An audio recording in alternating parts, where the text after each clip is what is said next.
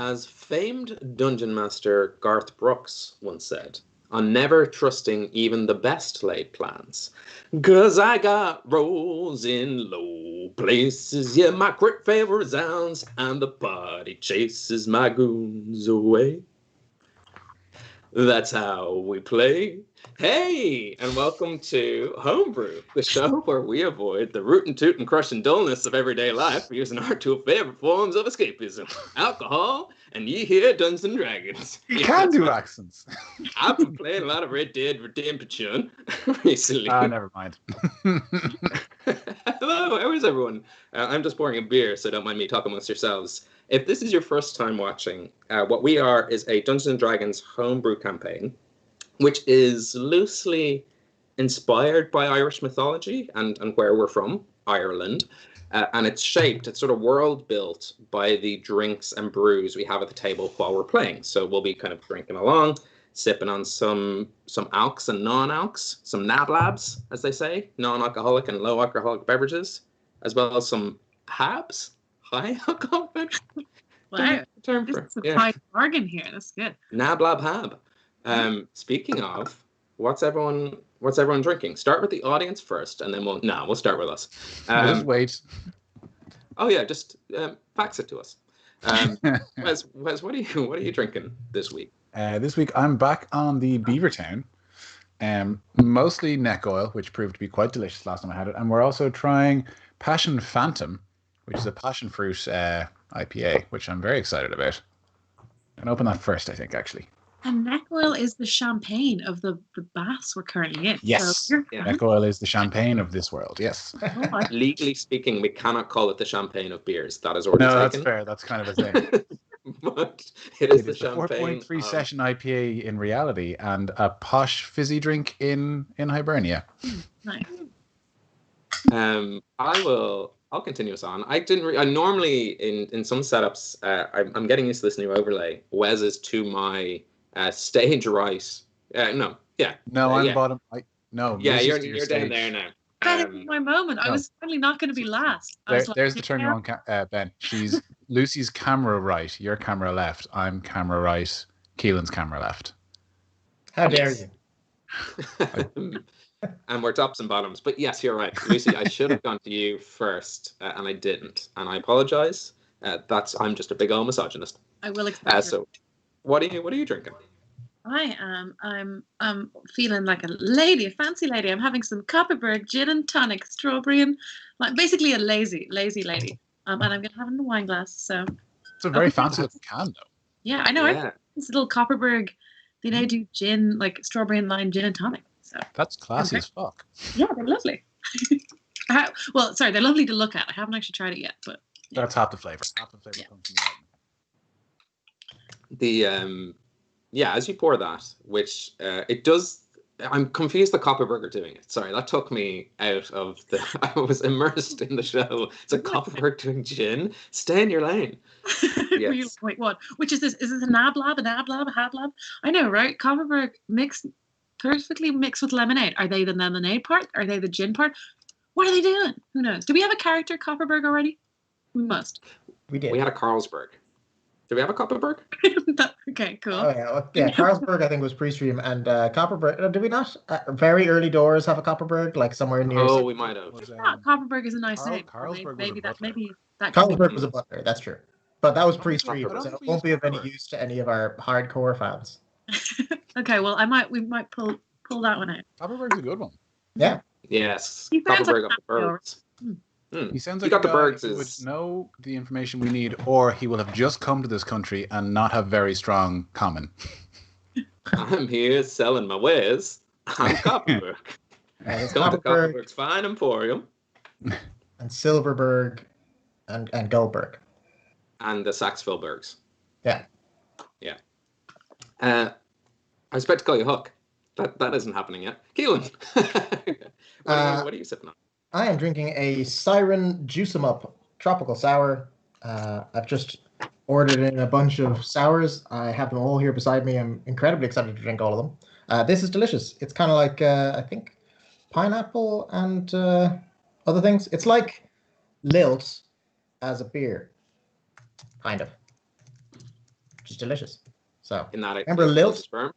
Or, Yeah. I remember Lilt fondly, very fondly. It is funny how they got that rumor of killing your sperm. what was that about? I don't know. How did that playground rumor exist? Oh, And why were people in the playground that concerned?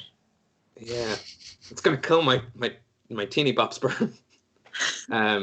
So you really Lilt is teen siren, as in like it's in the same way that Sidona is teen cider. They were a bit more on the nose with the name. Yes. What am I drinking? I'm drinking a lot of things. That sounds delicious, by the way, and I'm jealous of your hoard of sours. Oh, it's so good. There's so many like just grapefruits and lemons and limes and raspberries. It's gonna be This great. Beaverton, by the way, is a little bit sour. You might like it. Oh yeah, the passion fruit. Good. Yeah, it sounded interesting. It's good. Ben, what are you drinking? Tell us all. I am drinking. Well, I started just like a couple of people in chat. I started with something from Cigar City, which won the name of the brewery just set me off. I was like, Cigar City. That has to be the gosh dang 1920s to build. That's how anyone chooses their craft beer. In fairness. Yeah. This is a margarita gose.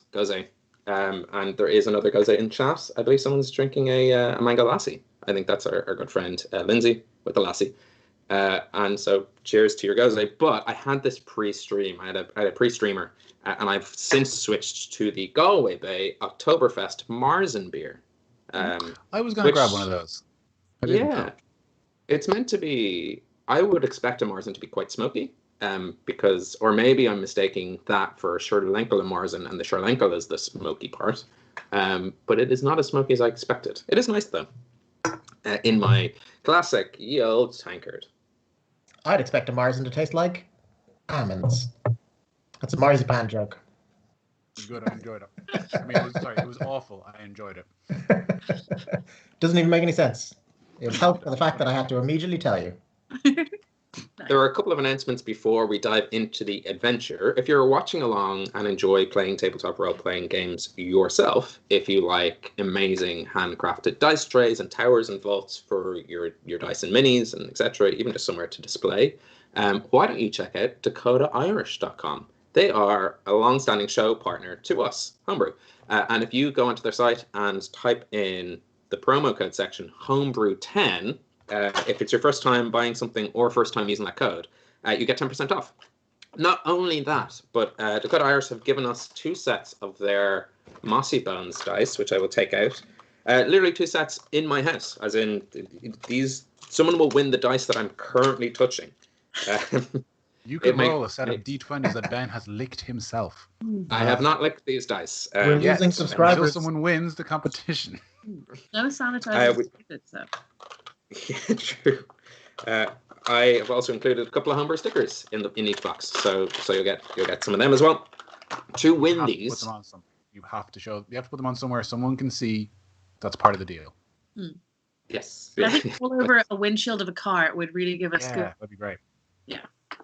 Actually, it's send enough to do like a parking ticket thing, but just like smothered. They're not like, look, the stickers are sticker quality. They're not sweet. They'll last on your laptop for a little bit. They're temporary stickers, like temp tattoos, except they get real, difficult to. That being said, the one on my computer right now, it's doing well. So keep it away from sea air, I guess. That's the trick. We are giving these away, these Mossy Bones, on stream on October 27th. So essentially the stream, like this one, in a month's time. So not next episode, but the episode after for our kind of Halloween Spooktacular special. One will go away live in chat. If you're watching live, you can do our little keyword, and over the break we'll give away to a winner there. Good chance. Our live audiences are a loyal and fearful bunch, so you have a really good chance of winning there.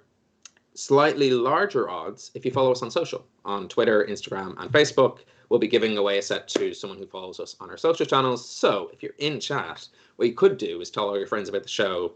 Just tell them about the social part, and then not the live stream part. And then you can be like, keep the numbers down to win those Mossy Bones for yourself. And look, we're not gonna stay to play clean. That's perfectly fine. You're doing us a favor by telling people about the show. We really appreciate that. So they're the 2 sets. That's how we're going to give them away. That is the end of my Dakota spiel. I believe before I get into thanking Tech, I believe there's an announcement from Lucy. Yeah, this is just a general, like a PSA to anyone who is right now, they've got this on YouTube, but they've covered their phone in duct tape before they throw it in like the basket of their bicycle as they cycle around town, and they're listening to it. You don't have to do that. It's a podcast. You can listen to it on a podcast app. So yeah, I just want to save you that time and duct tape, and look for Homebrew Quest on any podcast app and listen there, subscribe there, and yeah, experience it all in your ears. But Yeah, if we- you we have are- eyes, if you are a person that also has eyes, Wesley, I did not say it was your week's announcement. Hitting the subscribe button under this video. If you're listening to this on the podcast and you can't see a subscribe button, go to your phone, take the duct tape off, pick it up, go to YouTube and search for Homebrew Quest and subscribe to us. Hit the bell, press every button, like the thumbs up, even the thumbs down if you're feeling mean, like just anything. I crave attention, and it Sweet sustains me. Mm. And Yeah, exactly. I'd like to announce that you could read a book. We haven't got a book. Just yet. any book. You just you could open a notebook and you could Oh, I have a draw book along to recommendation. what we're doing, and then you could send that to us and we'll release that as a book. If you like this show, you will like this book. I do have a book recommendation. I picked it up and I've started reading it. Nothing to do with fantasy adventure, but it's called Connemara, Listening to the Wind, and it's just really great descriptions of like the bogs of Connemara and the hills. It's delightful. That's a big book for descriptions of the bogs of Connemara. I reckon after one of the descriptions, I'd be like, I need a different book. Do you like Lord of the Rings, especially the chapters he dedicates describing trees and leaves? You'll love this book. I'm so going nowhere near that book. Character in Tolkien's work is the dirt. I just find it a character in and of itself. It's great if you like a lo-fi read. That is. If you bring it into your toilet, it's technically a blog listening book. to your lo-fi background reading music. Yeah. That's us from the Homebrew Book Club and Homebrew announcements and Homebrew everything. Honestly, we're really hitting our stride in the show. So everything you've been doing so far has been great, telling friends, kind of drumming up those numbers. The really awkward thing is you have to keep doing it, because it's like every time we stream, just keep pushing people our direction until they stick. Like sticky snow, throw it against the wall and see what sticks. Or a cult. This is a cult. You just bring people into the cult, and sure, eventually we'll be a whole religion. That'd be nice. Yeah, we could beat out Jedi. Yeah, the Book of Brew. Ooh, I like that. Yeah. Puck. Um, Gospel according Before to we start the show, before we start the adventure, and before we peak too soon, I want to say a huge thank you to our tech team, Paul and Angus. Paul, you will see behind the screens, he is our man in the computer room. This fucking death glare. You're not it's your will, Paul. And that's why we keep his camera off most of the time. Start the It's show. terrifying. It's also the only reason we thank him, because he's so angry. He's fueled by rage. He's a reverse barbarian. It's like using his bonus action. I would like to calm down. But yeah, I think we're in a. This is a good vibe. This is a good mood. Let's start the show. Thank you, Paul. Thank you, tech team. Thank you, Angus. Thank you. Loads. Thank you, loads. Now, without further ado, grab yourself a drink, pull up a chair, as we dive into a world where anything is possible, but not always probable. Welcome back to the realm of Hibernia. And imagine, if you will, the feeling of a light morning breeze whipping by and the taste of sea salt in the air. Overhead, we can hear the abrasive call of hungry seagulls, and we see fisherfolk coming back with their daily catch, sailing under the impressive land bridge and arched entrance to the docks of Inish Bay. High up above, in one of the large warehouse buildings which overlooks the harbour, we see a figure of a man in one of the windows, overlooking his fallen empire. His hair is disheveled, his beard is overgrown, and on the desk behind him we see stacks upon stacks of debt collector notices and final warnings and half-paid bills and not very well looking accountancy books. The front cover accountancy books. We see shipping deeds, property deeds, investments in other Hibernian guilds, all sold to cover off his debt. A few remaining ships belonging to the Galway Bay Shipping Company lay dormant in the harbour. And despite all this ruin, this man, prematurely greying, has a look of calm about him.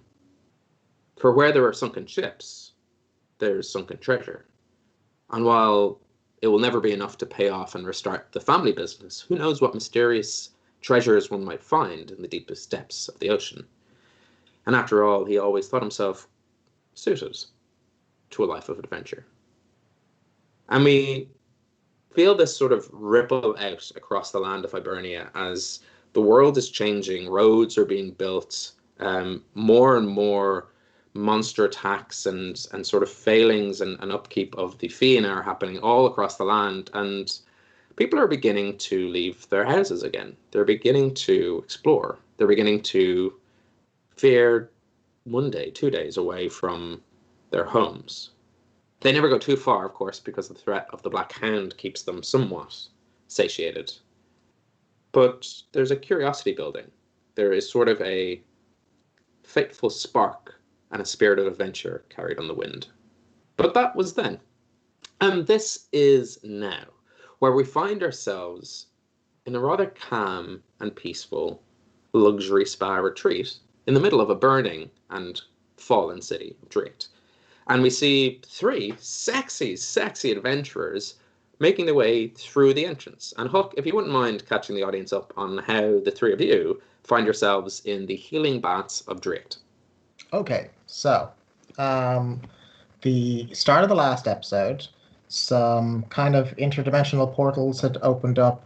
Some things were going down. There was a building which makes sense to elves, was an orphanage and a radio building and like a school for children, something else, some other third thing that you don't want people dying in. I mean, I don't know that we care that much about the radio people.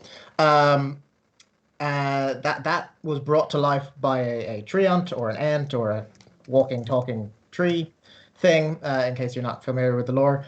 That was brought to life. We had to fight that. That was fighting the city guards. We were going to sneak past it, but it was hard to convince Arlington not to go and attack all of the trees. And there were a lot, to be fair to him, of screaming children asking for help. So we decided to go with that. We fought them. That went well. Lucy, Iggy, amazingly teleported in to the orphans. She led them all to safety. They all think a lot of Huck's punks now. They all want to grow up to be Huck's punks, or just Huck, as Huck would think. Yeah, we didn't want to stick around with the guards because, the whole Fianna guard thing.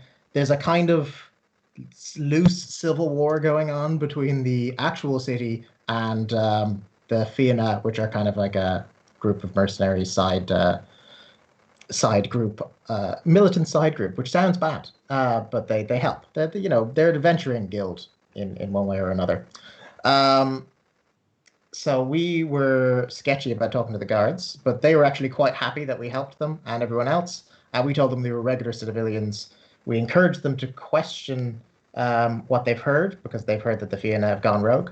And we're obviously on the other side of that.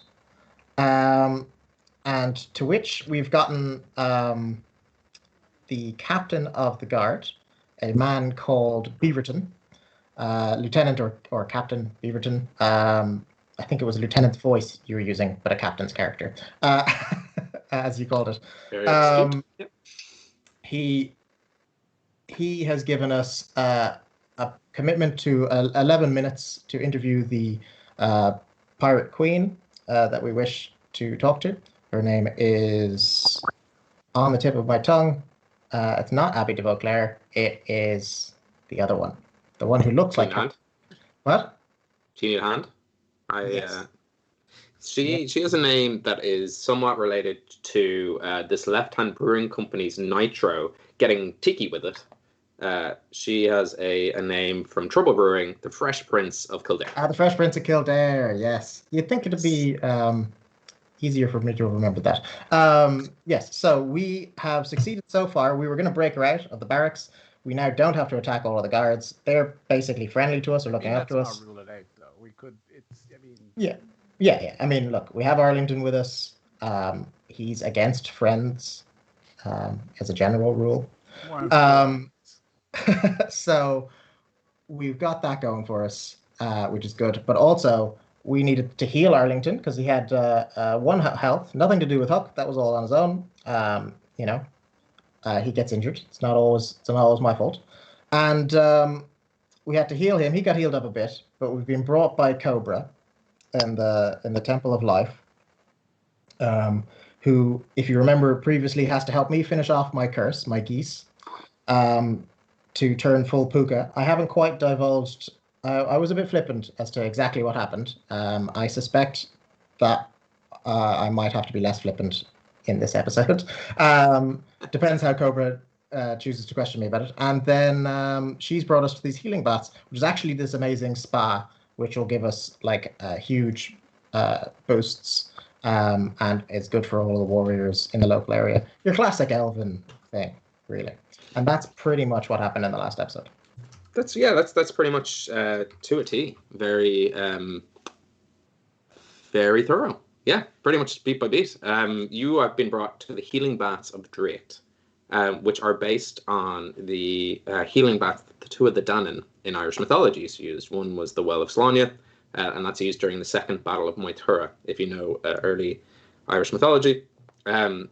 Which is essentially at the end of every battle, they would just go to this bath and heal right the way back up to the very fierce annoyance of all their enemies. Because they're like, didn't I kill you yesterday? Sure did. But in my twisted brain, I turned it into a luxury spa and retreat. Because what is a healing bath if just not a nice place to chill, TF out? And you've been met by a, I wouldn't necessarily say gaunt, but a thin-looking elven man who is in these sort of very fancy silken and embroidered robes. I don't know if I gave them a color last week, but they are this sort of deep reddish brown, and the thread is quite a sparkling gold. And even in this place, there was almost a point where you walked in and the hush just fell upon you. Silence sort of surrounded you, and even though it was kind of busy, screaming, bustling, fallen city behind you, this is just peaceful. And he sort of floats as he hands you out brochures to the Healing Baths of Draíocht and goes, yes, brews at your will, and we will of course find the treatment that is best for you and puts you at ease. And you're led further into the healing baths, which sit on a slight incline away from the river in Draíocht. There's not too many patrons about. You spot one or two individuals. You see a couple sitting in a wooden nest that's sort of overspilling with steam. And ahead of you, Cobra and the attendant speak. And they're speaking in hushed tones as they lead you toward a courtyard. You hear pleasant birdsong fill the air. There is a light sort of mist that hugs the ground, and it gives the impression that you're all sort of floating on clouds as you walk through. And as you step into this courtyard, you see a small stone temple with a domed light blue top. It almost looks like it's carved from sapphire. And the attendant turns around and goes, I shall give you a moment to settle yourselves and fetch you all some light refreshments. Cobra, I will also prepare the ritual chamber for you, as you discussed, for, well, I guess this fellow here, and gestures towards you, Huck.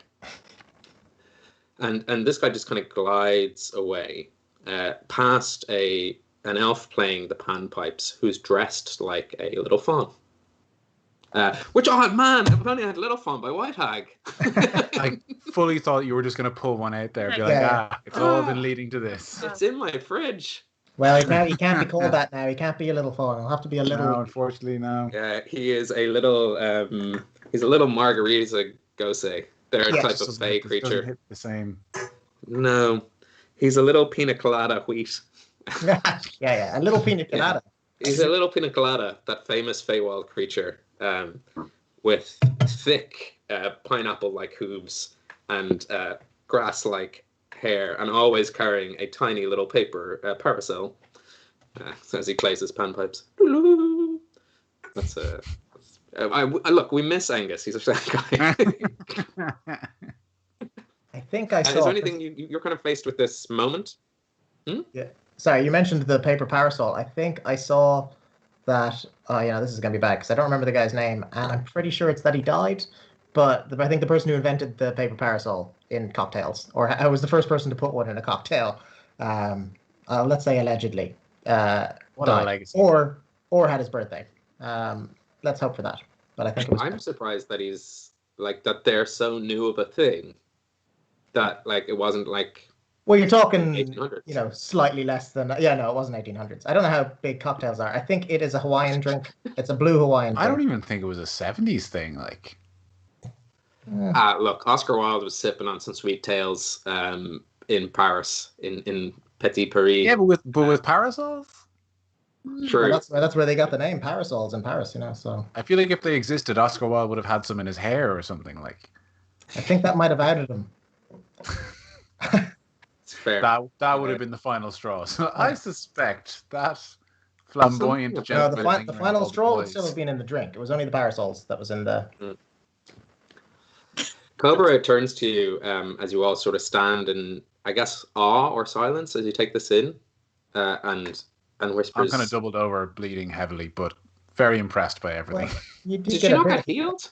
You You did got get. healed in the Temple of Life. Oh, sorry. Yes, you're absolutely right. I skipped over the bit where you were healed in my recap, and you seem to have forgotten it happened. Sorry Yeah. about that. Sorry. You demanded that like a harem of people heal you all at once in Yeah. the area. You had a Like quick healing Spider-Man. smoke.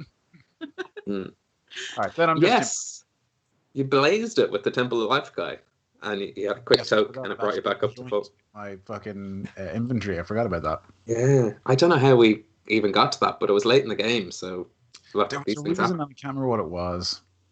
It was bad. So maybe it was one of our beers. Maybe our beer was called Blazing It with Sir Blaze. So Cobra pulls you aside, Huck, and she's not necessarily being secretive. Again, her hushed tone is more about respecting the silence that sort of permeates this area. And says, listen, look, Huck, I have to let you know that the ritual is dangerous, and there is no guarantee of success. So I've gone off and done a whole I mean, just getting the seed thing was dangerous. I thought this part would be the easy part. You're saying this is tough. Well, it's just that I mean, I to don't like change an aspect of oneself, a sacrifice must be made. And I'm sure when the curse was put upon you, you lost something of yourself at the time.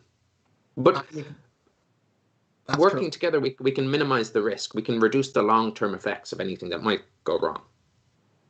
Okay, so what do we need to do? Well, the ritual itself will take an hour, as I said.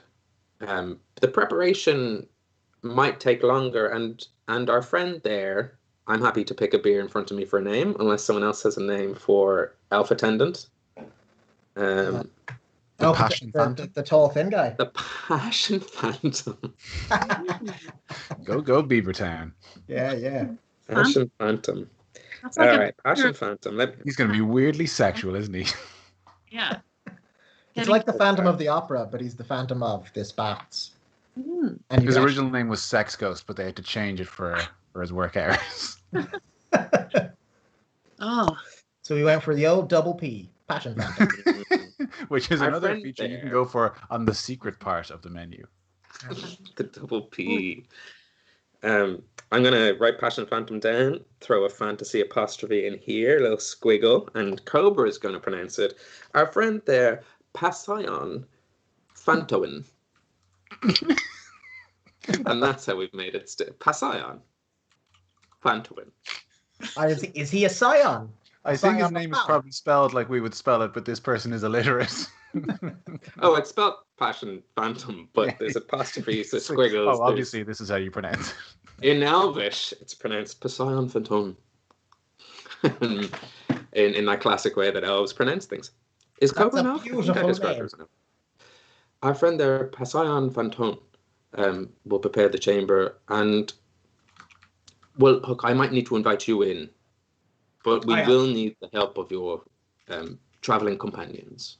And your voice has changed because I'm doing the arch that means healing baths. I need to do my other thing for her, which is this. seamless. Totally seamless. Grumpy old lady face.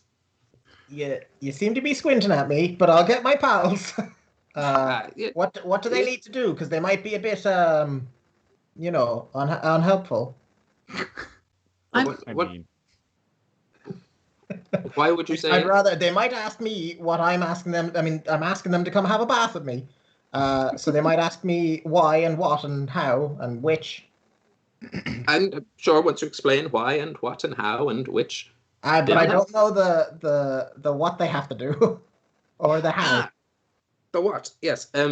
Well, a part of this ritual, Huck, is a bit of energy transference, and with the help of your friends, we can kind of siphon off some of their energy to help you, so it doesn't all come from you, or me, or the ritual itself. And I will take. You did get the bud from the tree. Oh, yes, yeah, I've shown you. Anyway, it's there. Here you go. She takes it and goes, I'm going to prepare the algae wrap and scrub for you with this. And when you're ready, we will essentially be wrapping you in a thick mud or clay, baking your body, and then helping it to expunge the curse. And I believe some transformative effects is what you were going for, Huck. I think, yes, there's all sorts of madness going on. You can tell I'm a bit in between, so I figured something might change. In which case, a strong energy source or sort of how you say, like piston in the ground to ground this will help. And your two friends could be the transvergence. Okay. But piston transference all of their energy to me. Great. I'll convince them. Relax, enjoy some neck oil, and I'll be back for you. Sure, we have time. If you need to partake in any of the services here, I'm sure another attendant will be over to you. I will be just in this building you see here. The one that looks like sapphires. Ah, yes, with the sapphire dome. It's the ritual chamber. They don't use this for the general workings of the spa, but they do. Well, let's just say the Temple of Life and the Healing Baths have a sort of agreement, and this is a room that helps us focus our energies to help folks like you. You are healed, but not relaxed. I've gotcha. He didn't.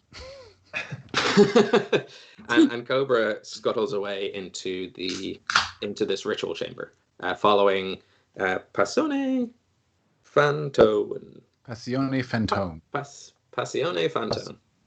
It's becoming more and more like a mob name, isn't it? you double cross Passione Fantone. Oh no. You all have a moment to yourselves alone in this courtyard. Is there anything you'd like to do? Yeah, I think Iggy is going to be. She's heard about this from her dad. He's told about this and this sort of. This is something about what you come from, and so she is like fiercely. She's not on her slate, but on like a piece of paper she has, trying to like draw everything that she sees, thinking like if she gets to see him again, it's like Dad is so going to want to see these, and maybe like drawing a little version of her in them, as well. Like basically being a tourist taking selfies at the baths and dipping like my paint in my lovely neck oil probably, and like just hurriedly painting clouds. Are you washing your brushes in booze? One of the attendants does come over and hand you all flutes of neck oil. As you grab him by the scruff of the neck and then just start shoveling the rest of the glasses in, like, just so he doesn't escape with the rest of the flutes. Now, Arlington. There's only so much neck oil to go around. I've had a very hard day. You don't go anywhere until I'm done drinking. Perhaps it's best if you leave us the bottle, and if Arlington leaves the attendant alone, or at least puts him down. I'll trade you for the bottle.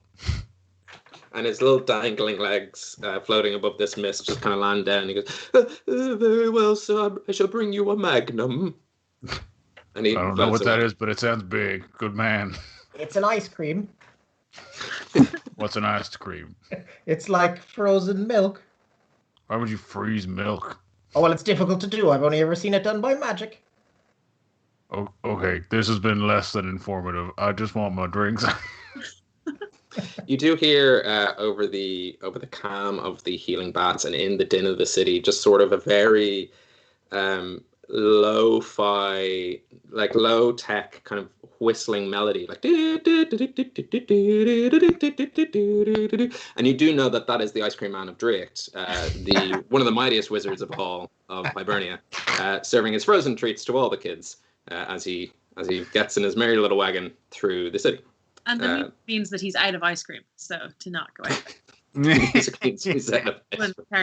Beware my haunting tune, children. There are fires of that.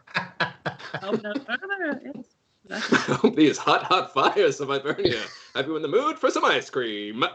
Please, dear, don't go out and sell ice cream. There are fires. That means it's hot. The children need to be cooled down, dear. I'll be back when I'm finished, when I've shifted my wares. Noble. I just got this big Magnum order. The attendant comes back with quite a large bottle of neck oil and leaves it with you and scuttles away before you can grab him again. He's quick, this one. He's the wily definitely attendant. Go for him, so it's good that he moves quick. Well, you can roll if you want. I know, it's better if he escapes. I just wanted to be scared. And you are, again, in this quite pleasant courtyard. There's a little fountain, water feature, spitting away. Playing its own tune, and again you're alone except for this one elf who is playing his panpipes. Not one of the flutes. Technically, not one of the several flutes. It's like yeah. He's just drinking all the flutes of neck oil and then playing them in a elaborate artificer contraption.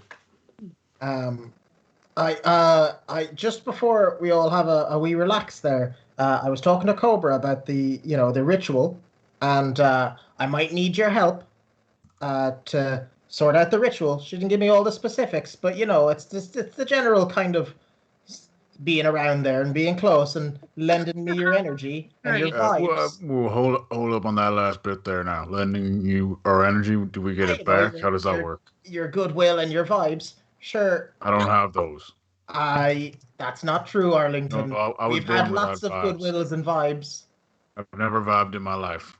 That's not true. We've had so many vibes. So we were just vibing the other day. You mean when I was screaming and swinging it? Does that count as vibes when I'm real mad? That's basically vibes. Oh, I can vibe. That's learning a lot about myself here. Maybe but it'll be a different type of vibe in the ritual. There'll be probably less killing folk. Although what happened the last time I did anything to do with this cobra, we all had to attack a big shadow and everyone died. So it's probably as well you're there ready to vibe. I mean, we'll be killing the curse. So that's violent. We could sort out this curse. We could get everything done. And then we never have to go to the Temple of Life ever again. Okay, it's just the last time I was directly involved with your magic, I sort of stopped existing, so you can understand my hesitancy. Well, we never proved that it was anything to do with my magic.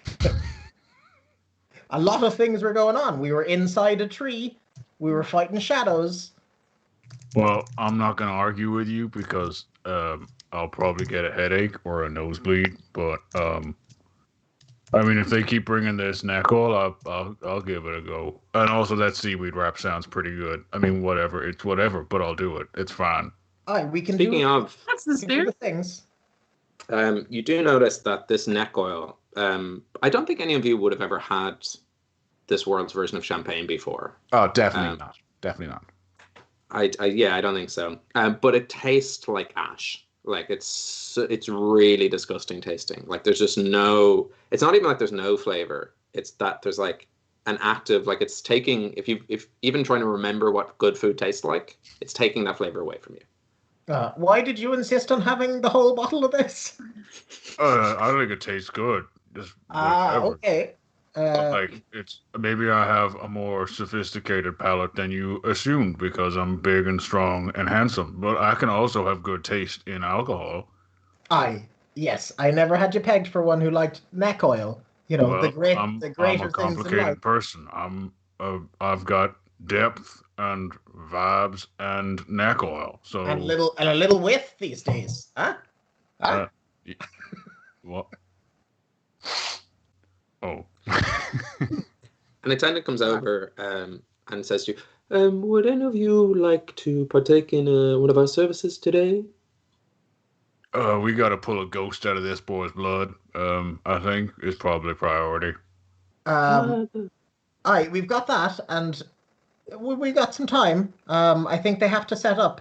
How long does any of the particular majiggers take? Well, depending on which treatment or luxury you go for, anywhere between, you have time to spare, surely, if you're at the Healing Baths of Draíocht. Look, okay, I guess we got time to kill. We're not going anywhere else. We're already here. I guess, swords in my throat. I could go for a sea salt scrub and a seaweed self-body nourishing wrap. If you've got one ready to go, I could try it, I guess. Yes, and would you be needing... Oh, sorry, milady? No. I think she's frozen. No, that was perfectly timed. No, she's gone. Oh, no, she's back. I know.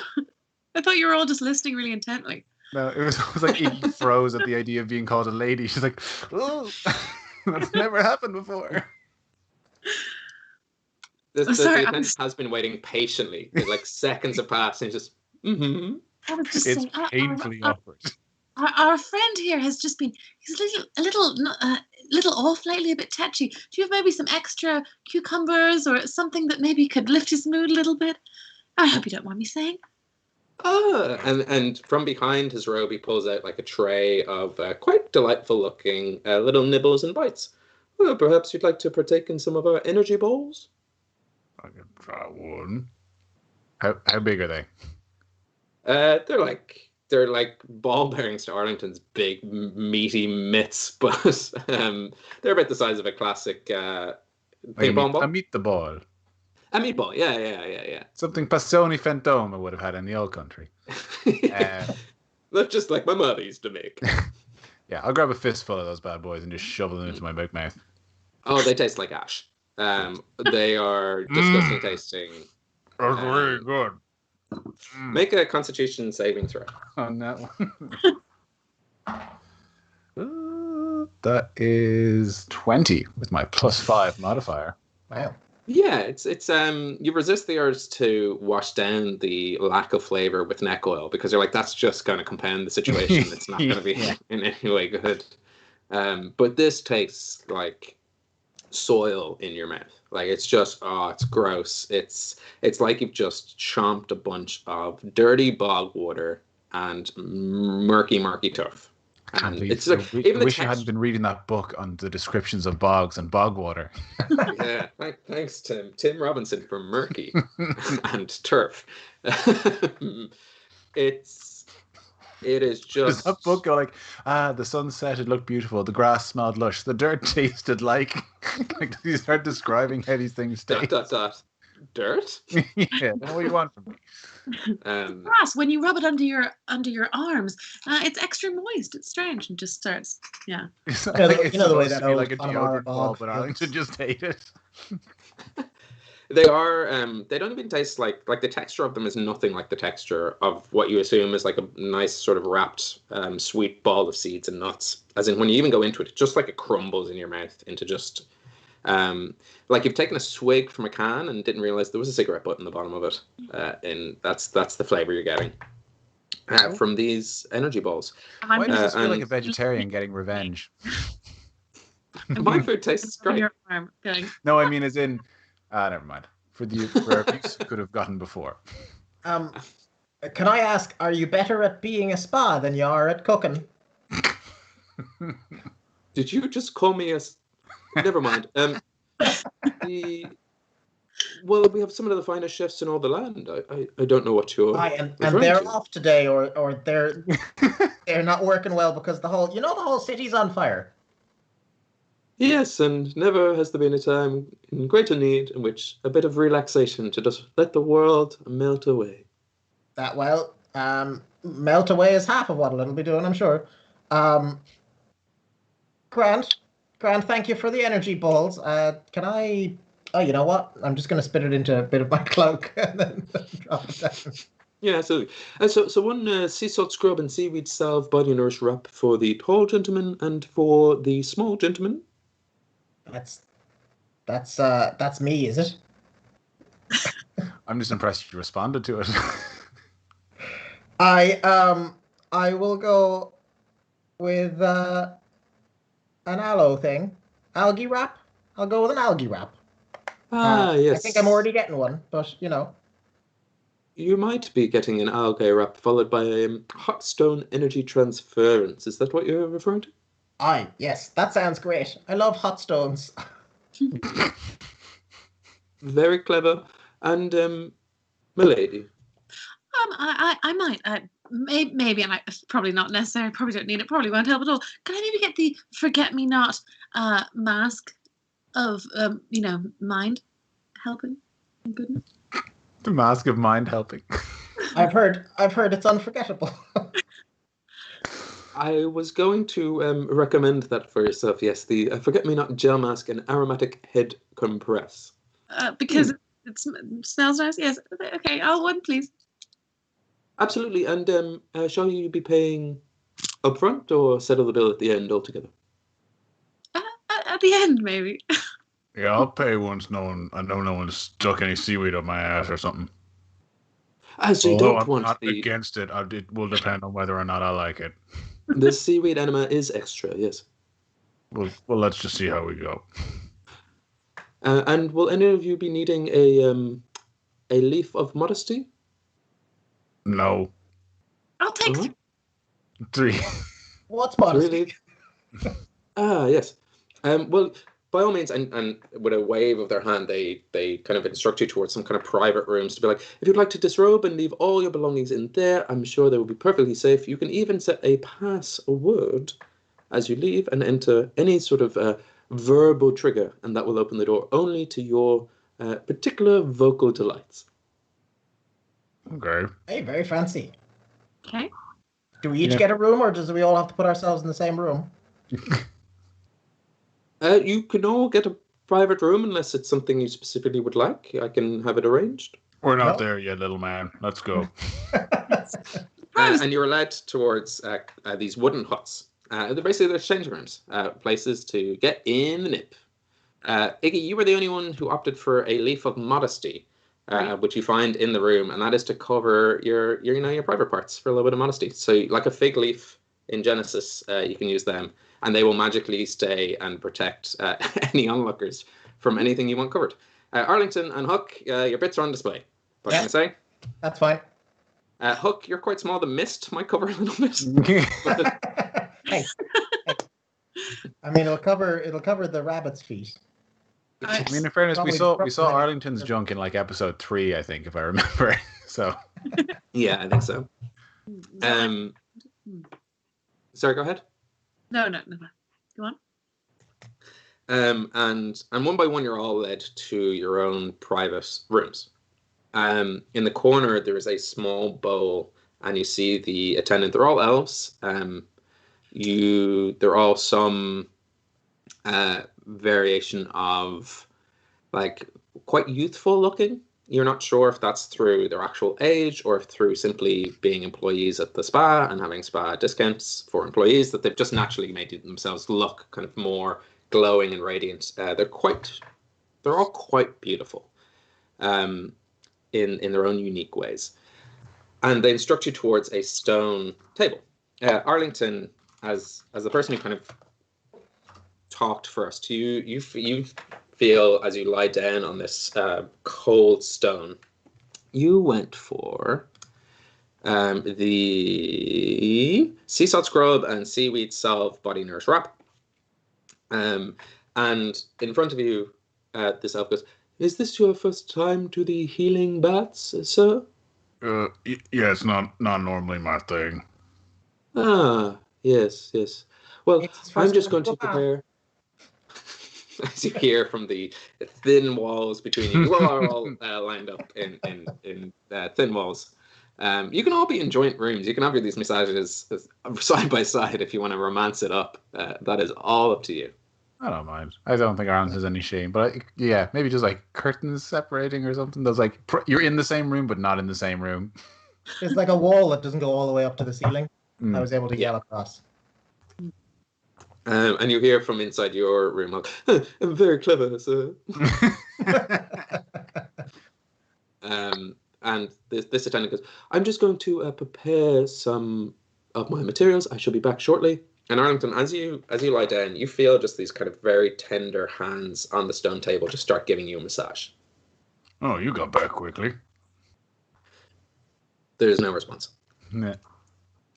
Huck, in your room, similar things happen to all three of you. And for the sake of brevity, you go through what is quite a relaxing, quite a enjoyable, if not somewhat stinky. And in between each kind of stage of the treatment, you're instructed towards a freestanding sort of shower room where you're there to kind of wash off the scrub and wash off the wrap and wash off kind of any sort of materials and oils and general relaxants they use upon you. You do feel, Arlington, you feel as this seaweed salve sort of wraps around you, and you're getting that smell of kind of when the tide's out and a ship's sort of banked in the harbor. You feel your muscles. Piss. Yeah. Classic. The fishes have been fucking, and you get that smell straight through. No, it's relaxing. And there is, again, this music kind of permeates, and these little stone bowls have been lit, and with kind of various colors just sort of flickering through. It's not your typical flames. You're getting kind of like teals, very calm-looking purples. They're all kind of pastels, and it helps sort of dull everything. For a moment, you do all forget that the world might end in a month, which is nice. You are allowed to have your thoughts sort of drift away. And yeah, you do feel your muscles sort of soaking in this energy, especially kind of as this person wraps their arms around you and kind of works their way down your biceps and your inner thigh. And there's almost a feeling of a hard day's workout. And you notice at the end of your treatment that, looking back up at the self, they are a little more sallow in their form. The kind of glowing radiance they have has sort of dimmed a little bit. They don't look tired by any means, but they do look less than. But and that's our inner thighs radiant. Your inner thighs are untouched.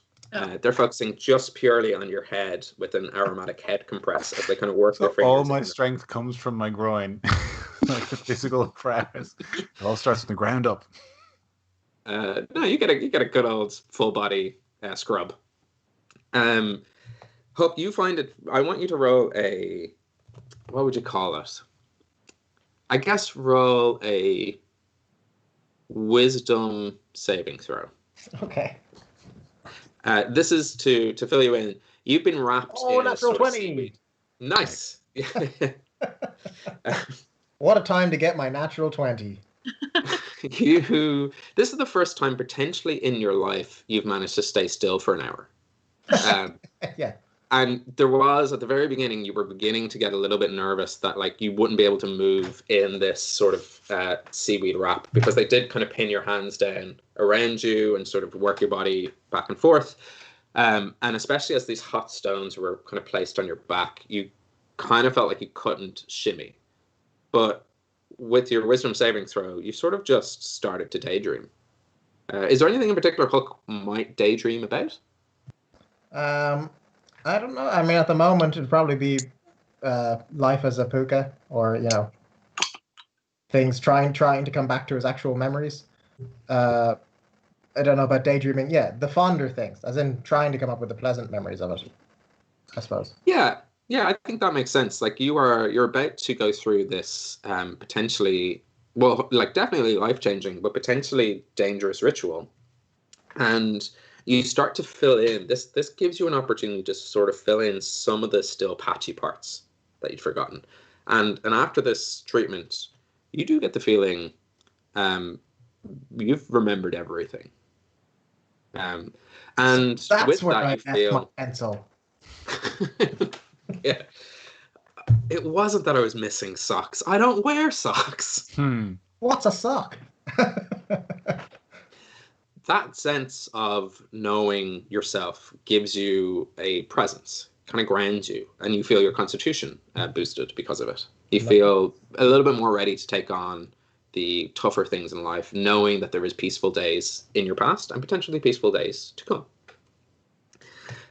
And And Iggy, your forget-me-not gel mask. So you're kind of lying face up in this gel mask, and they do leave. There's one point where this has been placed on top, and all three of your attendants have left at once. And again, you find yourselves alone in the middle of this. You can kind of converse or talk or whatever you want. It's your time. This is your time. I'm just going to start stretching, loosen up all the bits. Yeah, you feel the stone table again, just sort of give you a quick massage on the back. If you're still on it. I don't know if you are still. Oh, if it starts massaging me, I'll stay there and let that happen. Yeah, the stone table just keeps massaging you. Iggy, what would you like to do as you're sort of given this moment of rest with this cool, really soft sort of, was it an algae mask? No, a forget-me-not. So yeah, you just see them kind of grind up these flower petals and then kind of lay them around. And throughout the entire ritual, this elf in front of you just kind of tosses these petals all around you. And there's a light breeze in your room in particular. But they do leave and go, I will be back. Please, just take your time. Yeah, I'm the reason I got it is because I haven't always maybe made the best decisions from a intelligence perspective. So I'm fully believing that these guys have all the powers from everything that my dad told me, and so I'm lying there just trying to concentrate or trying to imagine what does concentrating feel like, and trying to think this is how I'm getting all the book smarts. I'm picturing books and just trying to think how does one work out the brain. That's what I'm all in. Absolutely. Make an intelligence saving throw. Oh no. That's what I'm here to fix.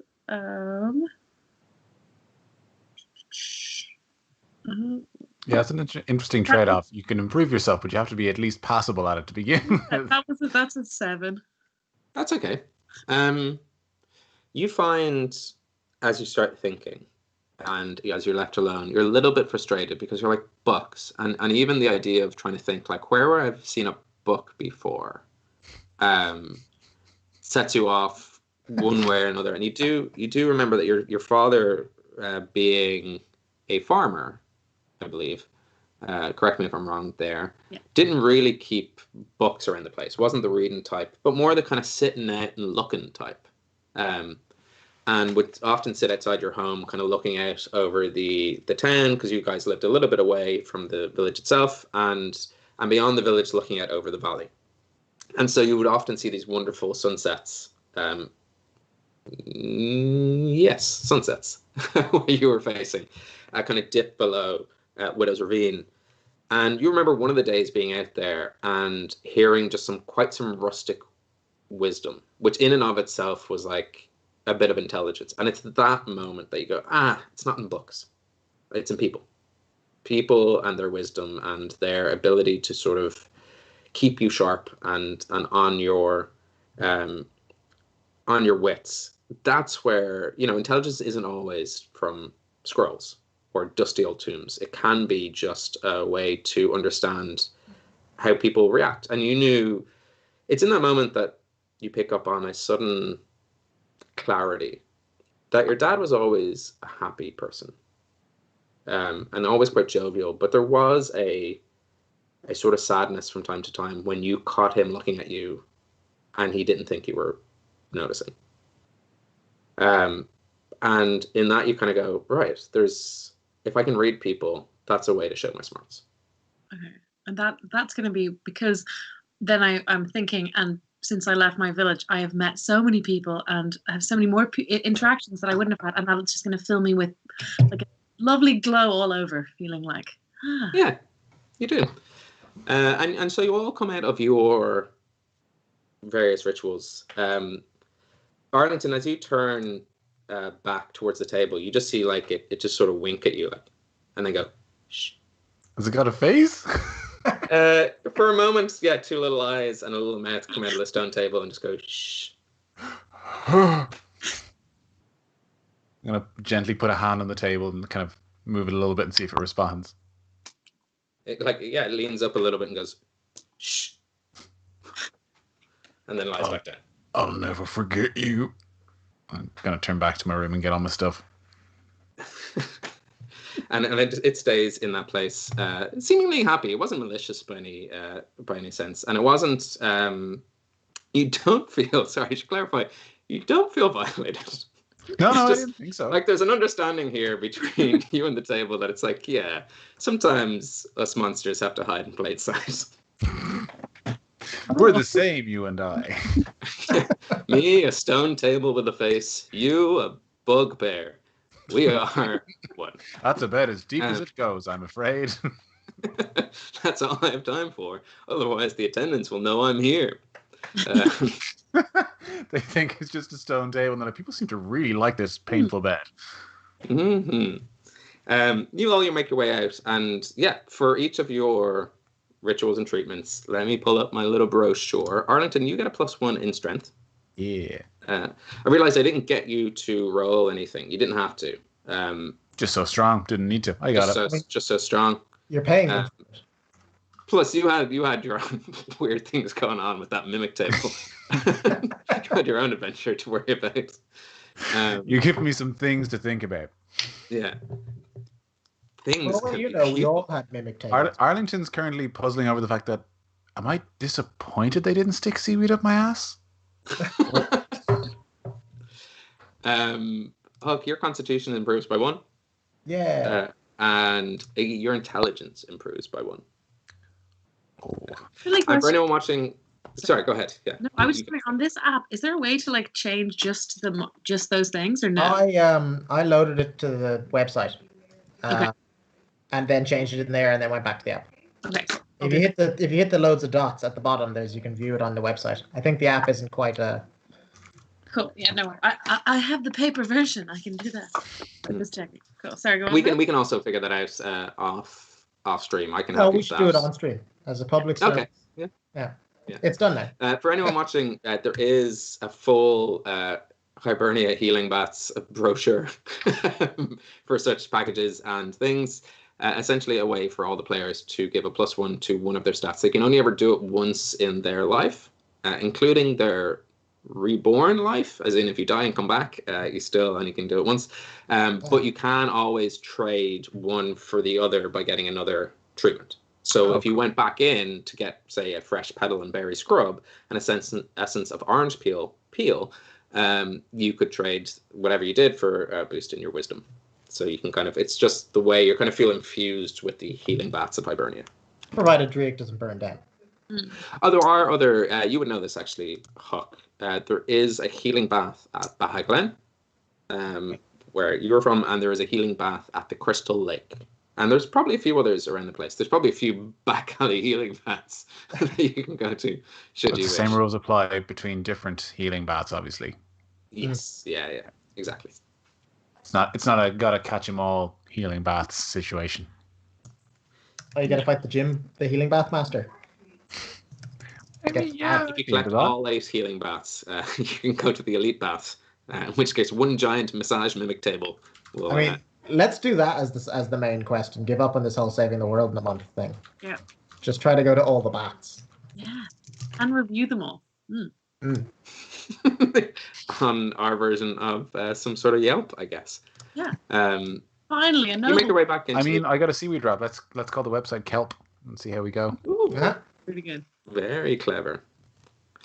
That is, oh man, that's set me back. I've been stunned by a pun.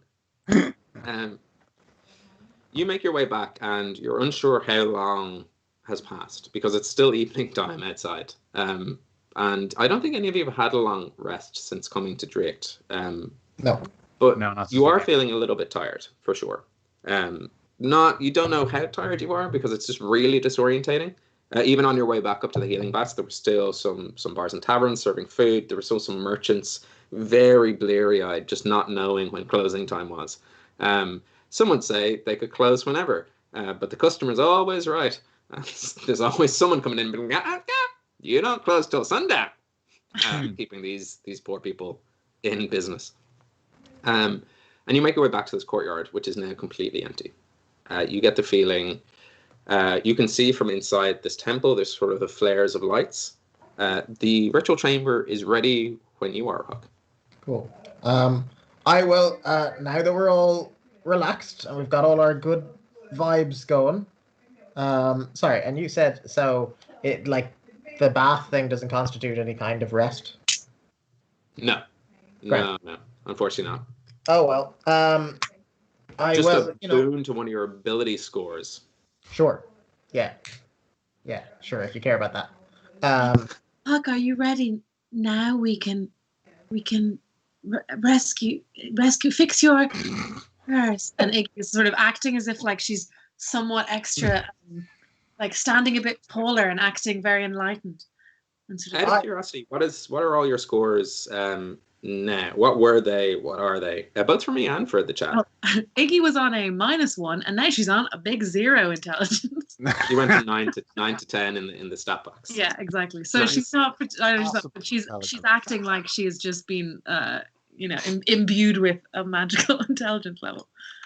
As a bard, that will have a huge knock-on effect to your abilities because you have Jack of all trades, which gives you half your proficiency modifier to all skills. So you'll see that update naturally in the app you're using. You're not using D&D Beyond. You're using like a Play Store app, right? But we can figure that out. But that will She's using the D&D Beyond, I think. Or... Oh, okay, that's cool. So. Good. Arlington, what were you? What are you?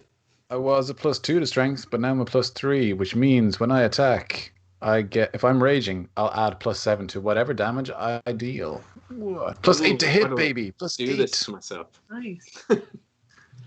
So you were 16. Sorry, you were 17. I was 15 and now I'm 16. Right. Yes. And Hook. I was 12 Constitution, now I'm 13. So functionally still +1. Nothing changed. Fair. But when you next level up, should you wish, you're one step closer.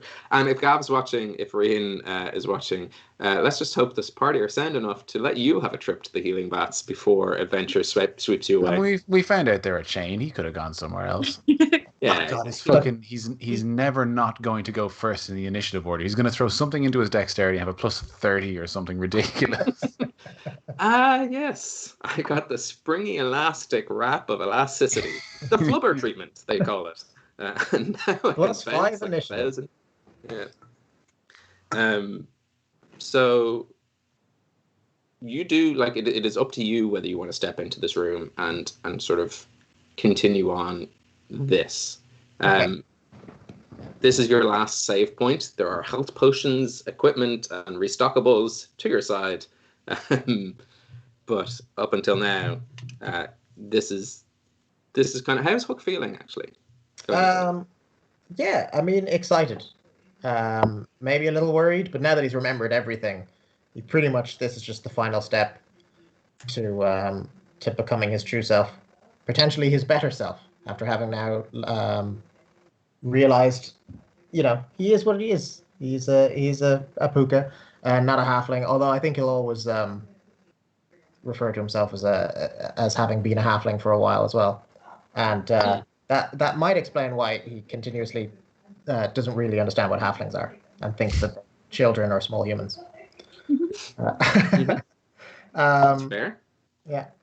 So yeah, I mean, and then on a general sense, he's feeling almost full health going into the thing, and he seems fine. Seems fine with that.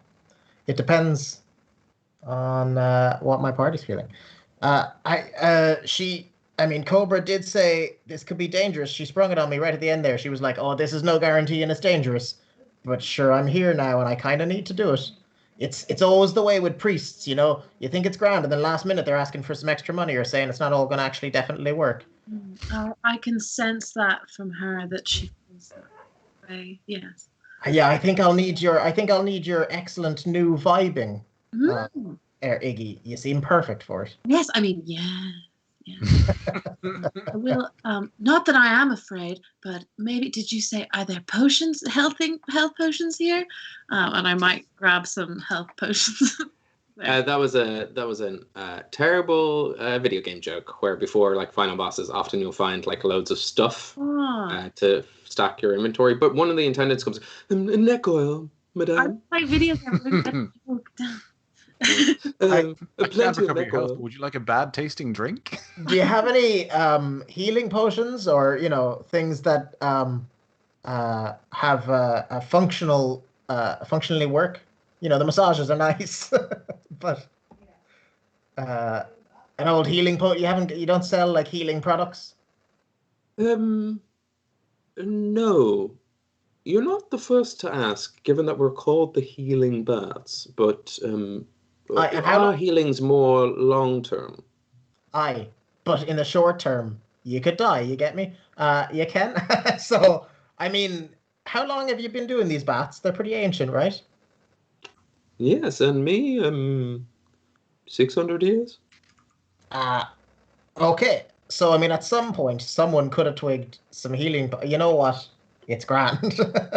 I don't know. Well, the local marketplace can sort you out with healing potions, and if you're a herbalist, I'm sure you'll find plenty of materials in the forests of Draíocht. I mean, we've never had it's an oversaturated market, so whereas what we do is quite bespoke.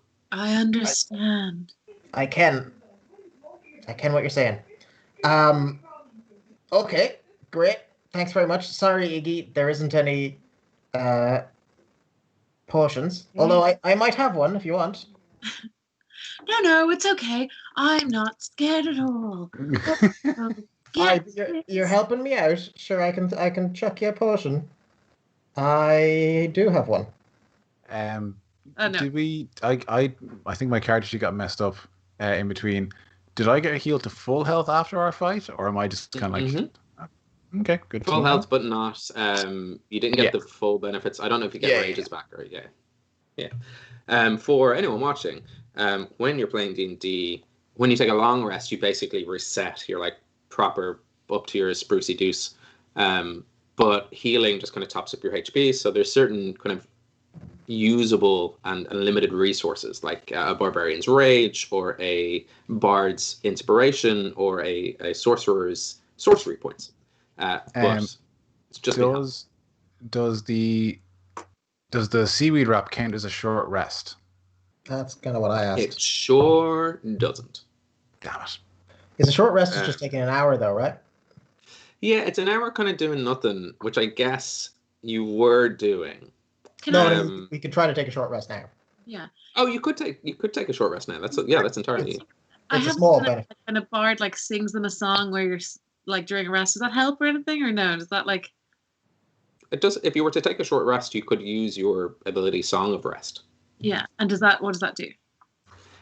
By doing that, you everyone who uses hit dice to recover some health points can add an extra 1d, and it depends on your bardic level. I believe it starts at 1d6, and you'd have to check your character sheet to tell me what it's at now.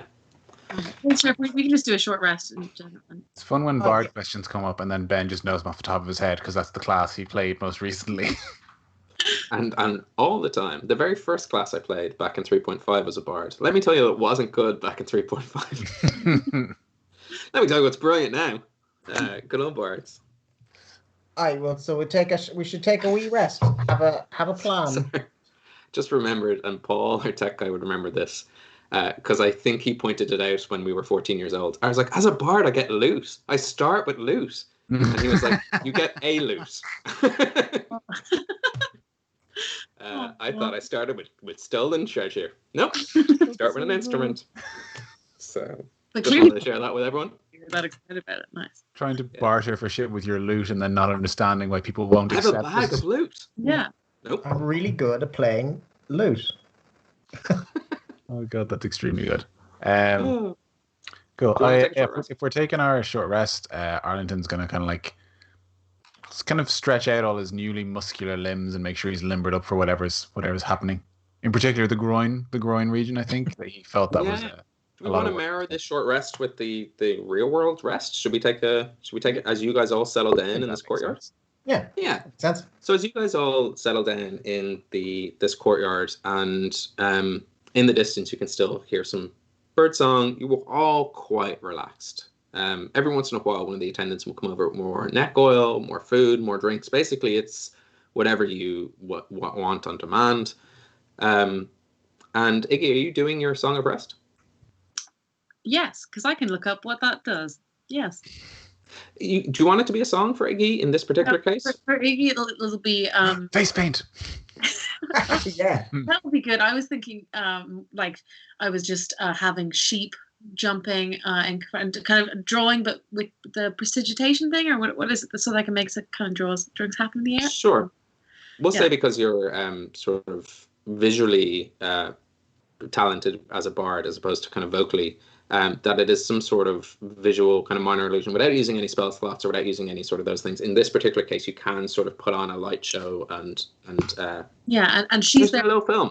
She's thinking that this is like some cerebral stuff, like, you know, but it's sort of like you know, Ross in Friends when he makes that music. It's just like feet jumping over things, and you know, a moon that's sort of doing this. But I'm like thinking this is excellent.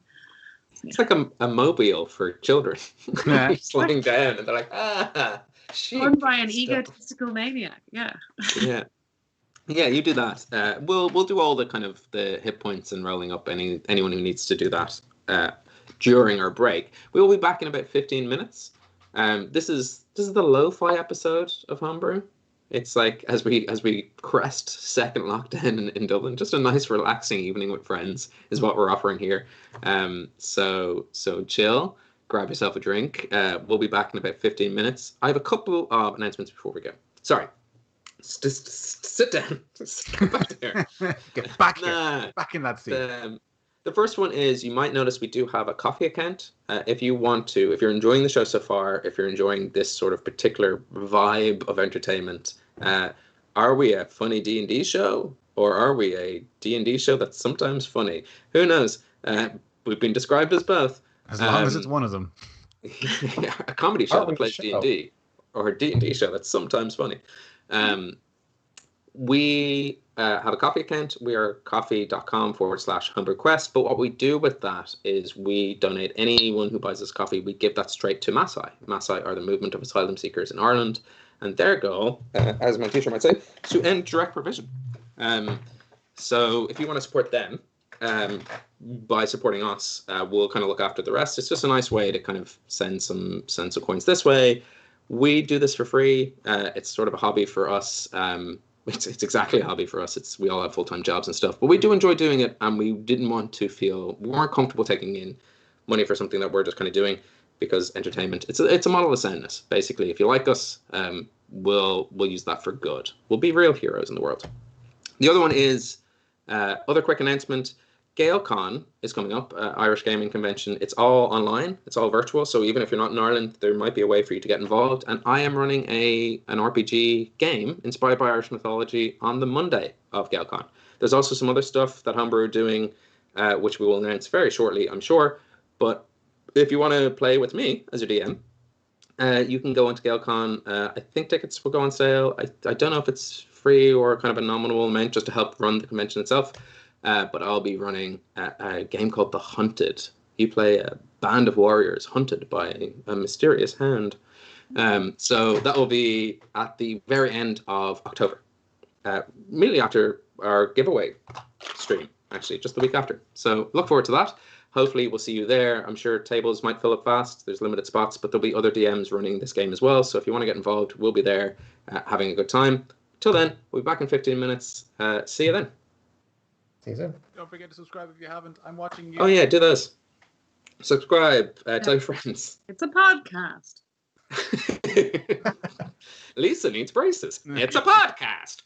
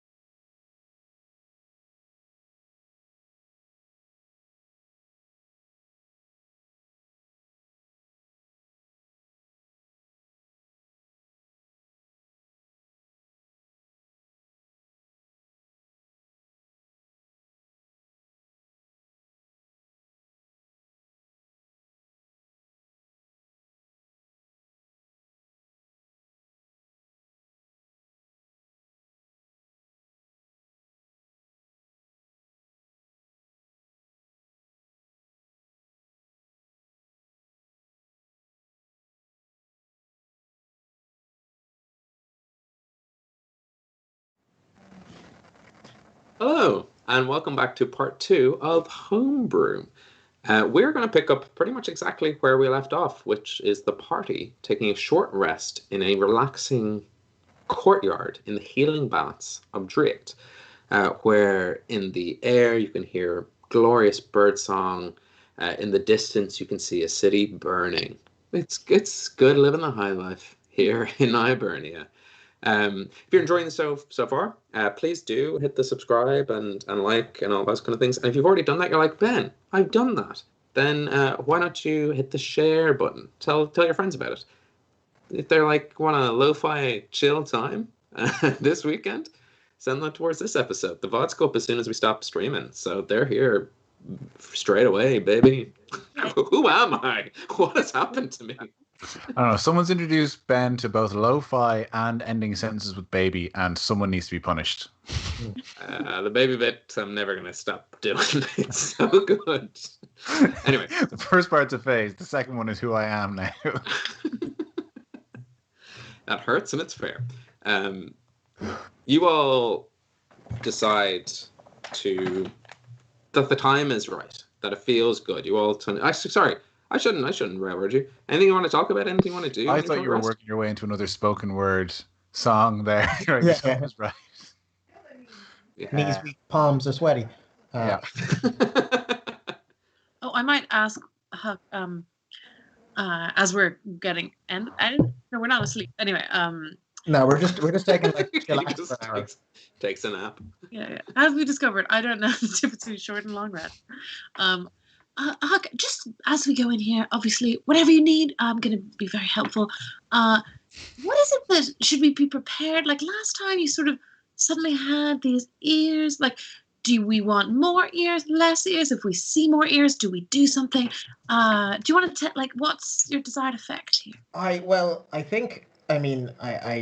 didn't ken exactly what's going on, and the last time I Cobra's only telling me so much stuff, to be fair. But I reckon I'll become a complete puka again, because I kind of, I put a geese on myself and made myself a halfling and forgot a lot of my memories. So I'll come back into being a puka. So I'll be very similar. I'll be the same Huck as you've been friends with this whole time. You didn't have to fash yourself about that. But I might look a little different. But sure, I still have some of these ears and I've got my feet here. Turn into a puka. And my tail, which I've just realized, am I still nude? I think that's up to you, man. Yeah. I think you can put your clothes back on. There was no need. It's it's the Healing Baths of Draíocht. I mean, there's a medium, average size need. You didn't have to. As soon as you finished your treatments and your rituals, the attendants did gesture towards the private changing huts, but they did not insist. Well, I don't know what I'll need for the ritual, but I think it's probably best for me to have clothes and or armor should anything go down. If Cobra wants me to undress, then that's fine. In more ways than one. But yeah, no. But you might have noticed when I was walking around nude that I have a bushy rabbit's tail just above my buttocks. Okay, yeah. So the rabbit features, that's good. That's Huck. That's not the curse. So if you become fully, we don't try and murder you. That's actually a good thing. Yes, if I would say no matter what the result is, don't try to murder me. Well, listen. If it comes to it, don't worry. I will do that for you. I will, if it comes to it. I will kill you. I will take that responsibility. Perhaps I should have some kind of safe word to say that I'm not evil. How about I'm not evil? You can. I'll say that after I've transformed or not. 100%. But we all know sometimes demons can twist words, and if it comes to it, I'll pull your head directly off your shoulders because we are friends. That's a good friend, Arlington. Great. I think I will know the difference. I'll probably know the difference. I mean, we know you pretty well. Iggy seems pretty wise as well right now, so I'll just go by what she says. She's a whole other person. Yeah, so she's real observant. I'm even stronger than before. You're a little shorter, I think. I don't know, but we've got it covered between the three of us. I'll have you know I'm very tall for a halfling and a puka. Mostly the ears. The ears help a lot.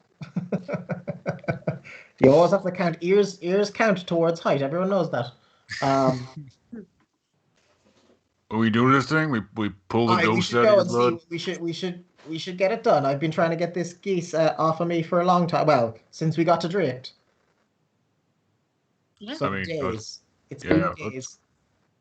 So what we tie a bunch of bed sheets together, lower them down your throat, and then when the ghost grabs them, we pull the sheets out. Is that kind of the situation? we're looking at here? Let's see what Cobra says. You know. Okay, well, I'm going to could be start a tying bed sheets together in the meantime, and then if you need them, they're ready. Great. That is Okay. simultaneously terrifying and so cute. Like, what a cute little ghost is going to Rapunzel up that little.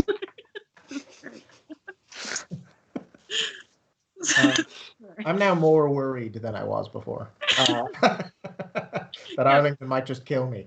Yeah, or just practicing killing you. Or is it the ghost we're killing? Who knows? Arlington's basically like a doctor in the 1600s. He thinks he's helping, but he's definitely just murdering you. More leeches. Yeah. Yeah. It's one of those like bone saws. Yeah. You need to wash yourself in sulfur and A mercury. headache? We better take off the head.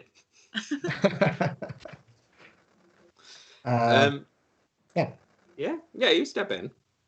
You open the door to this stone sort of temple. It's like a. I was trying to find a word for this, and if the audience watching knows this, they know I'm bad with words. A word that's like mausoleum, but doesn't mean burial chamber place. But you know the building I'm talking about? They're like Martello Tower mausoleum sort of temple-like things, but like the only time they're ever built in real life is to bury people. You know those buildings? Mausoleum. Is that not the word? No, a Mausoleum's the mausoleum one is for very- burying people. But I don't want it to be a burial chamber. Maybe you just want an aleum. If pause is the death part, I don't know. How about A lipaleum. what about just an antechamber? Yeah, I think that's. Is that what they yeah. are? Is that Cool. a thing? I mean, that's a thing, but whether or not that's what you're looking for. A ball. Well, you know the buildings I'm talking about, right? They're stone buildings, dome tops. They're like fancy looking mausoleums, but it's not where you bury your loved ones. Gotcha. Yeah. Sorry, an antechamber is actually a small room that leads into the chamber. So that's where we are at the moment. Some sort of pavilion-y thing. Yeah. Yeah. You can all picture what I'm saying. I just didn't have a word. You mean Newgrange? No one is buried in Newgrange. Should we just call it a Newgrange? I'm thinking of the Musadin on the side in Northern Ireland, the Musadin temple on the side of the Causeway coastal route. It's that building, but I think that's a burial chamber. This is not a burial. I just don't want Hook walking into this thinking he's dying. It's not the case. It's just that shape. Same architect, different purpose. And inside this chamber, despite the blue tones sort of shining down through the roof, it is pleasantly warm. And you see Cobra. You do not see Passione, Fantone. You don't see. He's gone. His shift ended. He's down in Cigar City, living the big life. No, Cigar City will be a. I hope Cigar City ends up being a place in Hibernia. I'm going to keep getting these beers until you come across Cigar City. It's my one mission now as a DM to invent cigar. I think Sleeve Jam as dwarves should be Cigar City. It should be a bunch of dwarves just. Yeah, see? I'm a dwarf. I get behind that. Maybe it's a fairy village, and they're like, yeah, she. Yeah. So, sorry, I got distracted by Cigar City. What a great name for a brewery, and what a great name for a place in a terrible fantasy world that we're creating. Cobra picks up this ceramic jug, and you see her pouring a thick liquid into 4 low bowls in the corner. You recognize these bowls. These are the kind of braziers that you'd seen in your massage rooms, and there's a sort of wet wheat smell that fills the air.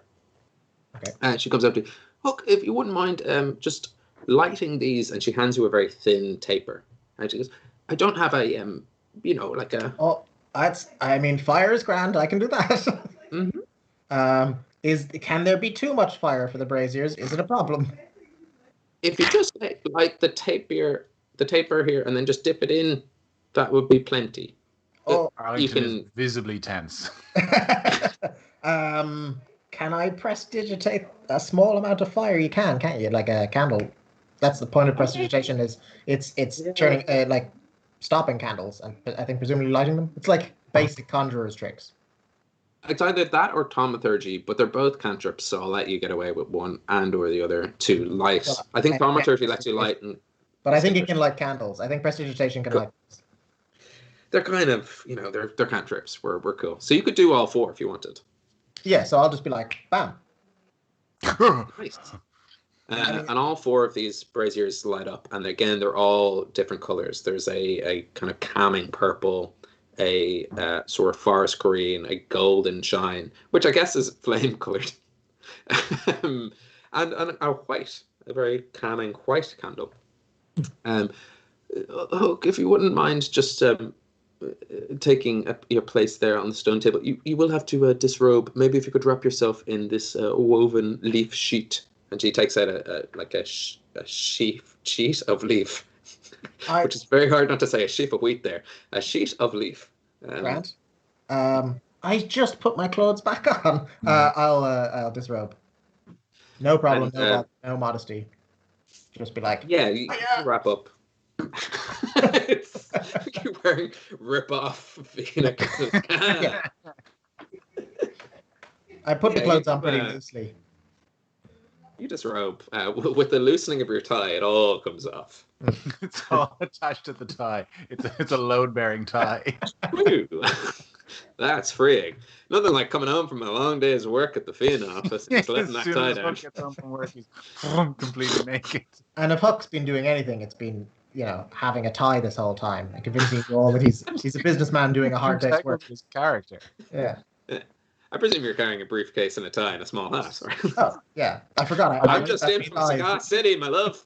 If you guys not been picturing old school Fred Flintstone when you think of That's definitely how he'd ride a car. Just Yeah, exactly. Around. So yeah, you undress and you wrap yourself in this sheet and lie up on the table, and rather awkwardly, well, I guess depending on how you guys feel about it, Cobra starts to sort of cake your body in this thick mud, and she's kind of lining you all the way up to like right where your jawline, just kind of rubbing on, and you feel she starts there and kind of works her way down your body, and as it happens, you do feel it sort of harden into clay. Okay. Hook, I need you to make a con saving throw. Oh, too bad I didn't get that +1 before. It's getting all mad in his hair. It's disgusting. I think that's 12. Yeah, it's 12. You're finding it very difficult to stay awake. This is quite relaxing. Just like something about this hot clay just sort of hardening on top of you is quite pleasant. And especially sounds given... so weirdly sexual when you talk about That hot, I'm just painting that hot clay. pictures. You lay off hot clay. Yeah. You're covered in latex. I mean clay. Yes. It's just one of those lo-fi moods, am I right? It's What lo-fi? No, actually, never mind. Don't. This is much just better. having one of those lo-fi days. Someone bet you how many times can you say that in a very Yeah, big lo-fi got to me. Said, please plug our stuff. I wasn't trying to make it sound sexual. I think that's just the mood we're in. But yeah, it's being rubbed across your body and sort of it's caught in without it being a sexual thing. Like, what is Huck's physique? Like, I don't know. I mean, you can make it sexy if you want. I don't want to put that, but without it being a mandatory. Whether or not it was sexy, I don't know that Huck. No mandatory sexiness. Huck wouldn't interpret it as sexy, even if it was being sexy. So you're clear there. Yeah. That'll be Arlington and Iggy being. Huck's just thinks it's just some people rubbing him with some mud, really. Mm-hmm. Yeah, he's kind of portly. He's not particularly like. Let's put it this way: I have a +0 to strength, and I think my body shows that. Except for that, I have the rabbit's tail and the rabbit's ears and the kind of rabbit's feet. Everything else is that of a regular halfling who aren't generally ripped, and I'm a halfling at strength 0. Whether or not that's good for a halfling, it's hard to say. Yeah, you got that halfling build. that natural halfling build, and yeah, she kicks you in this thick mud, and again, it feels hardened into clay, and you do find, especially with that Constitution saving throw, it's very difficult to stay awake. Like, you've just had a day after weeks and months of nonstop running for your lives and trying to stay alive and fighting hags and meeting mermaids and pirates and all that. Like, it is just good to take a load off, and you drift off to sleep. Okay. Iggy, Arlington, you see Huck laid out upon the stone table in the center of this small room, and there are benches to his left and to his right, and Cobra does, kind of with a wave of her hand, just instruct you to sit upon them. And from within her cloak, she removes 2 large smooth stones. They're completely see-through. They're like a flattened opal shaped into a glass orb. Like one of those real fancy, like, you put stones in it and put like a single tea light thing into it, but it's closed off. There's no stones or tea lights. You know those? Yeah. Yeah, but with a roof. A bowl with a roof. A bowl with a lid. A see-through glass stone. Like if you took a contact ball and then just smushed it into a burger shape. Okay. With you. Yeah, and she hands you 1 each. These are energy transference stones. I could tell, yeah. Yeah, I could also tell by proxy. I could pick up on her. Yes, good. They're very delicate, so please don't drop them.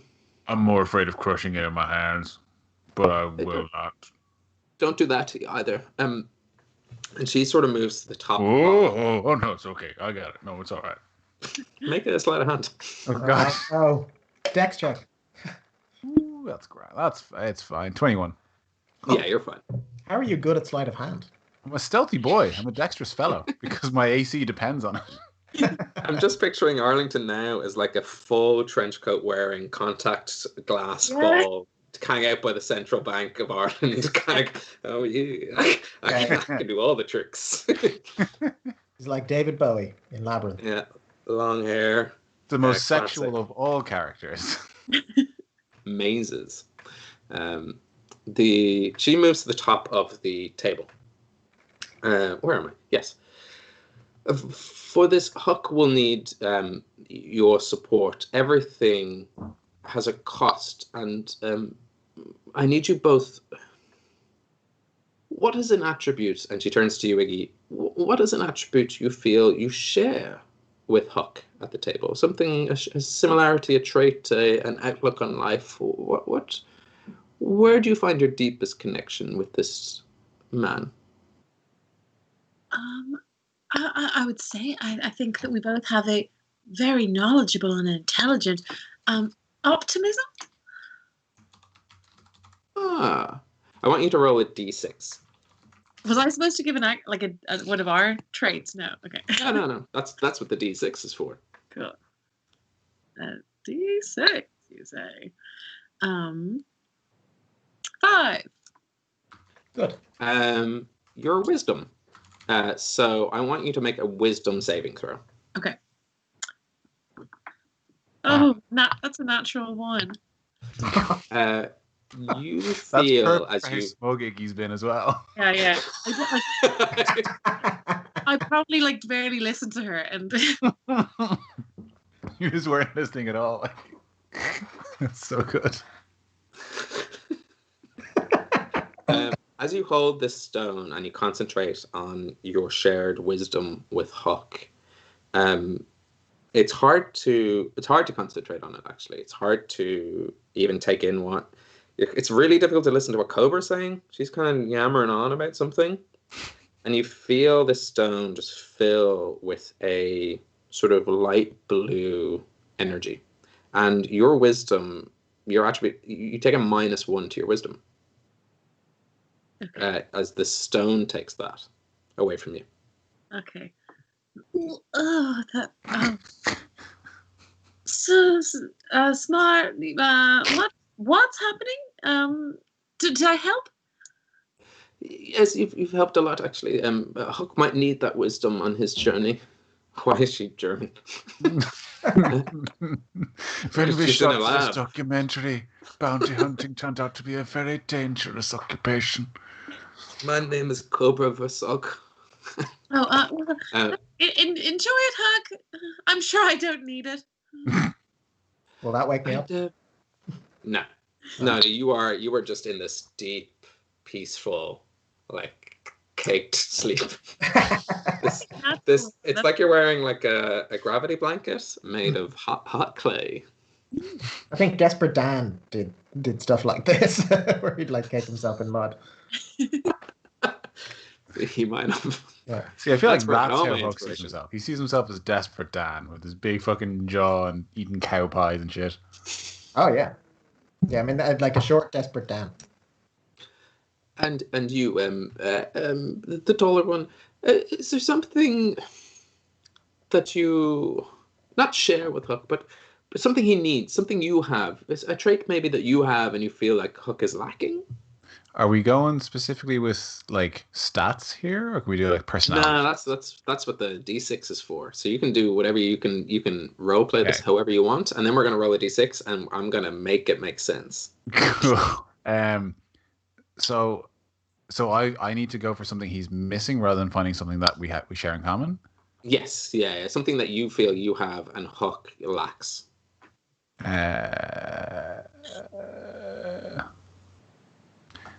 Yeah, I mean, I just don't want to give up my new strength.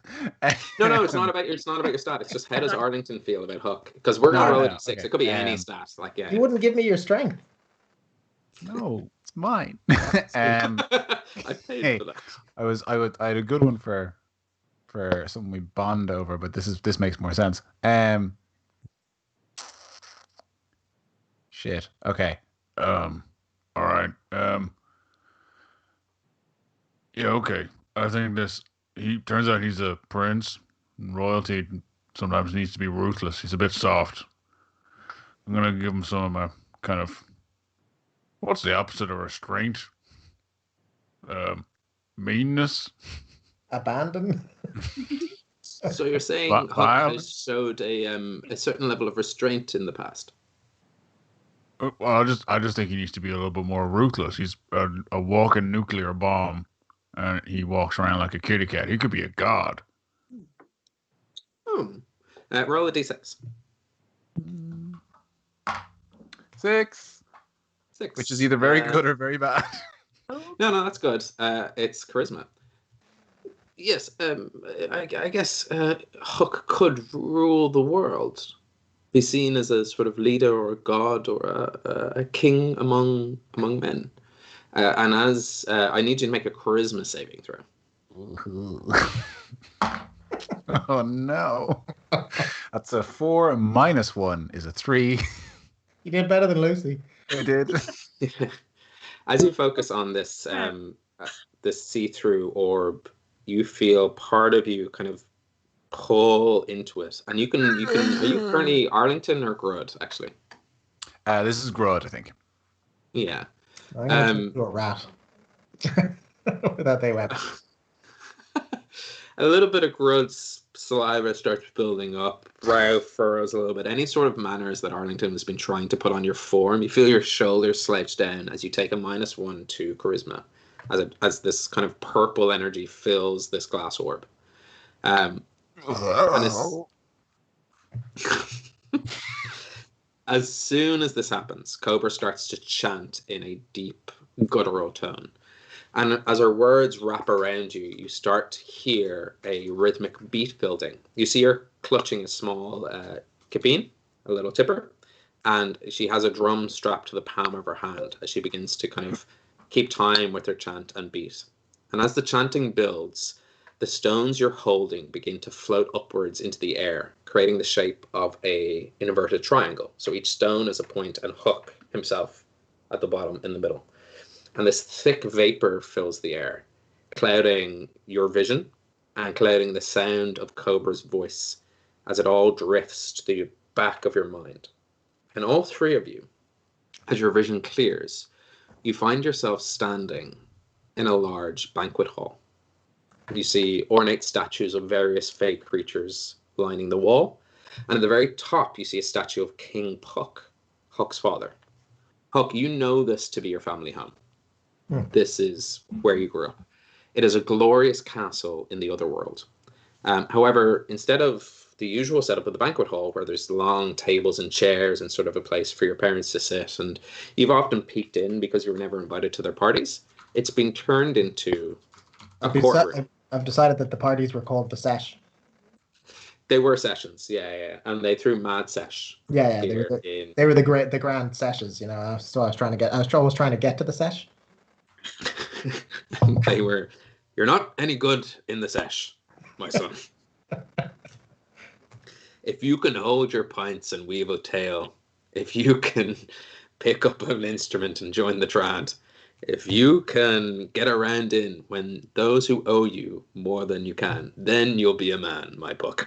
That's the That was good. Puck your heart Is that what Kipling. it goes? Was your Well, yeah, it's possibly the best thing Ben's ever said. That was Yeah. very good. Thank you. Off the top of the dome. Yeah. Unless my hesitation didn't give that away. Petition to go back to quotes instead of songs, because that just proves I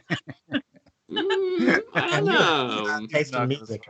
I don't know. your taste in quotes than songs. Yeah, true. My quotes were definitely better. My songs are it just set people up for the tone of the show. It's a. I just never know the song, so it's usually. Yeah. You knew Makes Friends sense in of Low the Places closing by number. Garth I mean, if we Brooks. close the show with Spandau Ballet every week, I'm fine with that. There. I barely Uh, remember what no. Garth Brooks is. We should do that actually. Sorry, I just thought if the audience has a suggestion for a song, throw it in chat. Send it in social media at Homebrew Quest. Send it towards us. I will just try and make it work. So I'm willing to take that challenge upon myself. I recently found a playlist called "Songs That Start with Words," as in like songs that start with a spoken word piece at the beginning. Say like "C'est la vie" from Bewitched. Yeah. So I'm going to try work my way through that. But if you have a suggestion, have you done a Bewitched one yet? no, I'm Shocking. debating between "C'est la vie" obviously and "Blame It on the Weatherman." I think C'est la vie has more universal appeal, by which I mean no one outside of Ireland knows who the fuck Bewitched are, but I've been struggling with Jedward's lipstick for quite some time to try to figure out how to make that So work. have they. Yeah, true. Be wearing lipstick. It doesn't suit you. don't listen to Thanks, Dad. him. You're in this courtroom, and to your right sit a jury of Feywild creatures. You see a gallery of pixies, centaurs, a sort of glowing, luminescent fox, and you see a small snail with a tiny top hat sitting on the edge.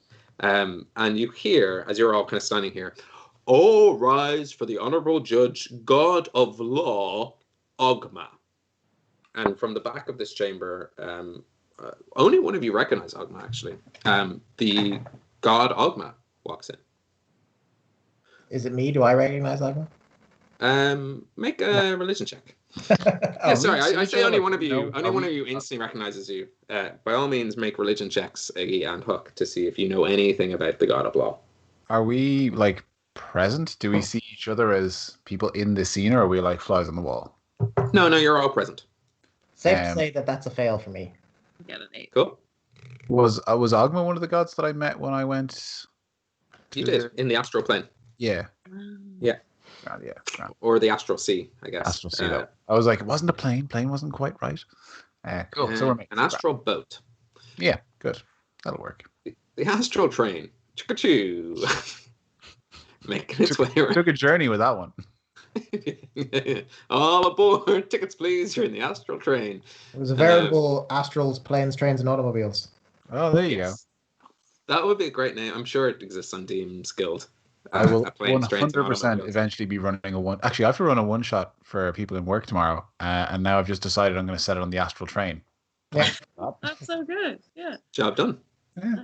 They're all trying to get home, but they've got a really annoying guy with them the whole time. John Candy. John Candy. John Candy. We are here to preside over the case of Hook versus... And he checks his notes. We are here to preside over the case of Hook versus himself to determine the transformational outcome of a ritual currently taking place in Draíocht. Hook and... Oh, yes? I was just saying, I mean, yeah, me versus me. And let me tell you, I'm great. It's going to be a tough one. Are there two hooks, or is this figurative? This is figurative. Okay. But this isn't. Bam. You are Huck, I presume. That'll be me. Yeah, your judgeship. I'm gonna give myself just a quick moment because I know Ogma doesn't send this because Ogma sends like RTE. There we go. That was it. And you're gathered I associates. couldn't remember if it was Ogma that did that voice or not. I needed to get into my nose. That's where Good. that's where it is. Huck and your gathered associates, would you like to represent yourselves, or is there a god to speak in your favor? That's to you guys. I think I'm very capable here. I am tripping so hard right now. Oh my god. I was on a bench and now I'm in a banquet hall and they're, hey, Ogma, I know you. Am I still nude? Arlington. What? Yes. Of course that's me. The very same. I will represent the boy. Is that? Oh, I've lost it. Okay, I'll help him. Whatever you need. So you're saying you will represent yourselves versus yourself? What, me versus? No, I'll represent myself versus himself. Wait, what? Where is this a court case? What's happening? I'm not so good with thinking. Do you want me to punch someone? Because I can do that.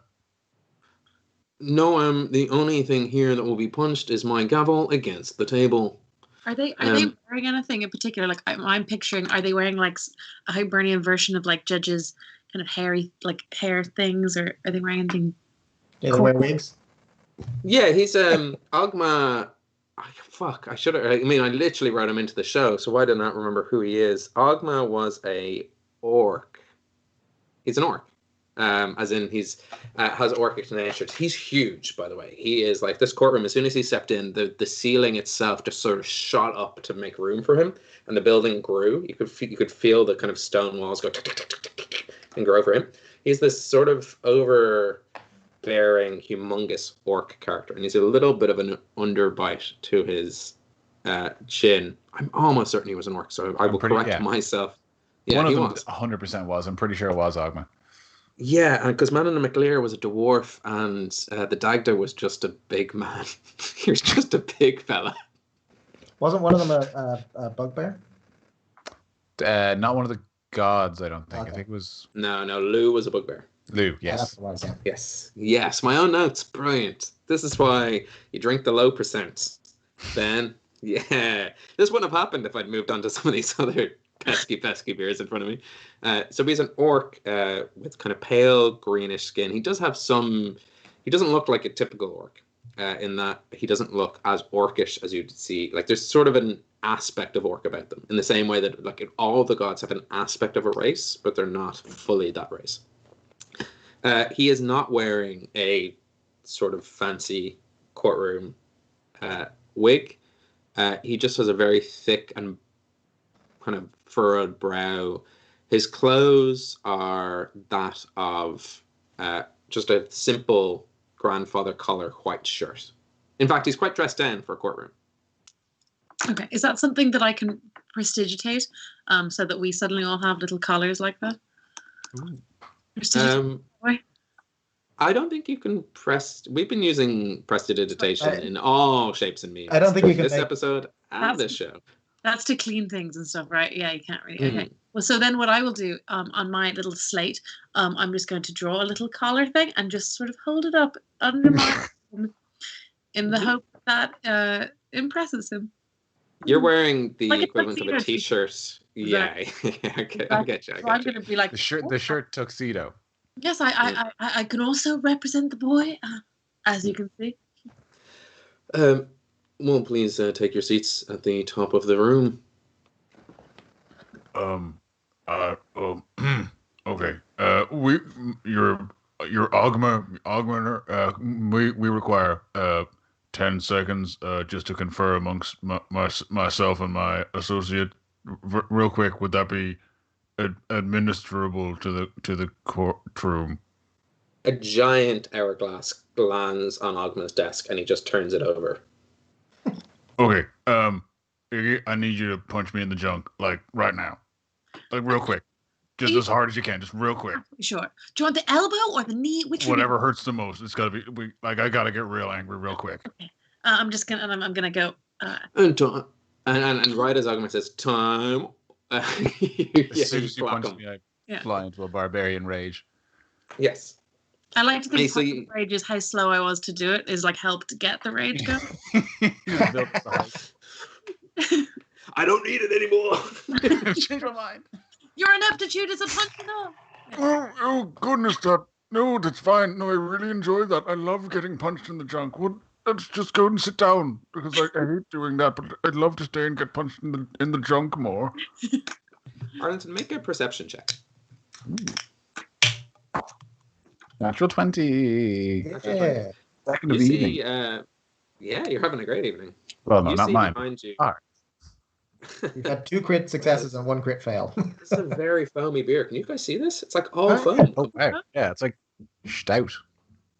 It is a stout, but it's also golden colored. This is the pineapple. Sorry, this is the pina colada wheat. It's 7%, so we're going to kick it up a notch. That's a lot of things together. It is. I don't know if I'm looking forward to it. It's left hand. They have never. Delicious. These are like. These taste like nothing. They're so lovely. It looks like I poured myself a pint of milk. That's what it looks like. And as Ogma pours himself a glorious pint of milk, like any judge needs, just a frothy pint Standard of milk. fare, yeah. With your natural 20, you see behind you Manon McLear. And he goes, well, fella, good job representing yourself. You'll be fine up there. Best of luck. Good to see you. Good to see you again. I'm here. Anyway, you're doing great. You don't reckon you have a god representing you then? I could maybe need the help. You're all good. Just look after yourselves. You'll be grand. Do you know gods? I mean, I don't know gods. I know some gods. I don't like to brag. It's fine. Good to have them in our corner, I think. This is the first time we're hearing of it at all. Well, you never asked, It's just but it's fine. No, it's fine. Don't worry about it. It's just sometimes traumatic experiences happen to us, but we can focus on your gasa or whatever it is you need to do. Let's just get your thing sorted first, and then we can worry about that. Hi. Oh, hi, Arlington. Do you know any gods, by the way? I mean, that's normal. Would it kill you to ask every so often if I know any gods? I can know gods. I am very sorry. Am I nude? I thought you were asking in character. Yeah, why not? Covered in mud or just nude? Just nude. Okay. A leaf robe. Yeah, no, that's okay. Grant. Well, I don't mind that. It's literally the worst dream you can ever have. Yeah, but I have if I have any of my equipment, I'll have those glasses. At least everyone else will be in their underwear. Speaking of, you think about them, and your equipment is there on you, should you wish. There's kind of a lucid sense to this place. Okay. Cool. So you can be dressed if you want, but the moment you thought you were nude, you were. Cool. I mean, I'll stay nude. I'll wear the glasses and the bob. The apple hat. Yeah, why not? Yeah. Can the prosecution make themselves known? And you see Ogma kind of peer around the room, and from the back of the room, the 2 doors just kind of blast open. And you see coming in a black-scaled, tall giant, bigger than you would normally expect this creature to be, dragonborn. And her skin sort of shimmers with an inky blackness. You see within deep swirls of purple and blue sort of catching the light, as if she's almost like an oil spill. There is a instant smell of wet bog and smoked turf fire. And I wrote this before I started that goddamn book. Her name is Connemara. And the air tastes like crumbled dirt clods. The air tastes like a fresh pint of plain after a good day cutting turf. There is a smell of wet bog and smoked turf fire that carries with her, and in some of the crevices of her scales, you swear you can see sprouts of small mushroomed and mushed moss. She has a very withered face and protruding dragonborn snout, like her snout is sort of specked with freckles. And as she passes you and kind of moves into her stand, upon closer inspection, you notice they're more like the spots of decay you sometimes see on leaves in autumn. And with each step, the wood she walks upon warps and crumbles slightly before turning into soft, like bog water. She wears a sort of thin, translucent, cream-colored cloak, which hangs loosely in ribbons down her back, almost like the texture of a moth's wings. And although she is quite clearly a dragonborn, she does remind you a little bit of Snake Dog. There are very haggish qualities about this person, which paired with her white tattered cloak and clothing gives her one of her names, the White Hag. This is the White Hag. I mean, I have a question. If it's me against me, is she represented me? Or me? And she is representing the version of you which wishes to stay as you. So the, well, I guess, I'm more is your case the halfling? Aye, so she's the halfling one. She is representing you remaining as you are. Okay. Can I fire her? Unfortunately not. You are on the side of the defendant. I am, and I'm not on this. Okay, grand. Well, unless you want to stay as you are, in which case you can be on the side of the prosecution. No, I want to be as I was. I be as I am. I'll be as I be. In which case you cannot fire her. She has been appointed by the gods themselves. Fine. Just a question. If there's any preparation you need to do, now is the time to do it. Otherwise, we will start this case. One thing, before I can answer that question, is what are we going to do after I potentially do or don't prepare? Because that could have an effect on the preparation. Well, you'll be making your case to your peers, the Feywild creatures, to myself, the judge of law, and, well, the prosecution will be making the case against you to keep you as you are, and should the case be sufficiently persuasive, the change can happen, as is the will of the gods. Aye, okay, well, should be simple enough. I know what I want, and I am me, so should make sense. Yes, but you need to convince me, the god of law, that what you're doing is indeed the natural law of the world. Okay. Is being yourself against the natural law? You know what? We'll deal with this in the argument. Do my colleagues have any? What do they call counsel? I'm not entirely sure how to prepare beyond taking an evening to sort of assemble our papers. We don't really have that luxury of time, I suppose. I like to think of myself as reasonably academic, but to be honest, it's not really. It's out of my regular skill set. I'll do my very best, young Huck. I'm sorry, I'm not the perfect barrister, but I'll do my best. You know. Well, I mean, it's good to see you, Arlington. Other than the other Arlington, it's a welcome change. You're here. I didn't know it was an old bop in the balls. I'll have to keep that in mind. Yeah, well, we don't not necessarily always. I'll be honest with you. If not to sidetrack the entire situation, I'm pretty sure the other guy just thought that would be funny because I can tell you I'm still feeling it. I don't think he is. So well then we'll change you back and we'll do the same and then he'll get that. But to clarify, I don't need to be punched in the balls. It's not that sort of. I don't know if he likes it or if he thought it'd be funny. But if we need to switch me back, it's not. Shall we just get this over with? This should be grand. And Iggy, do you have anything you think we could prepare or should think about? Do you have any spells of persuasion? No, I think that I have just a persuasive aura. I mean, I think I can be quite persuasive, but I think you'll be all the argument we need. As you say, you know what you want, and it's.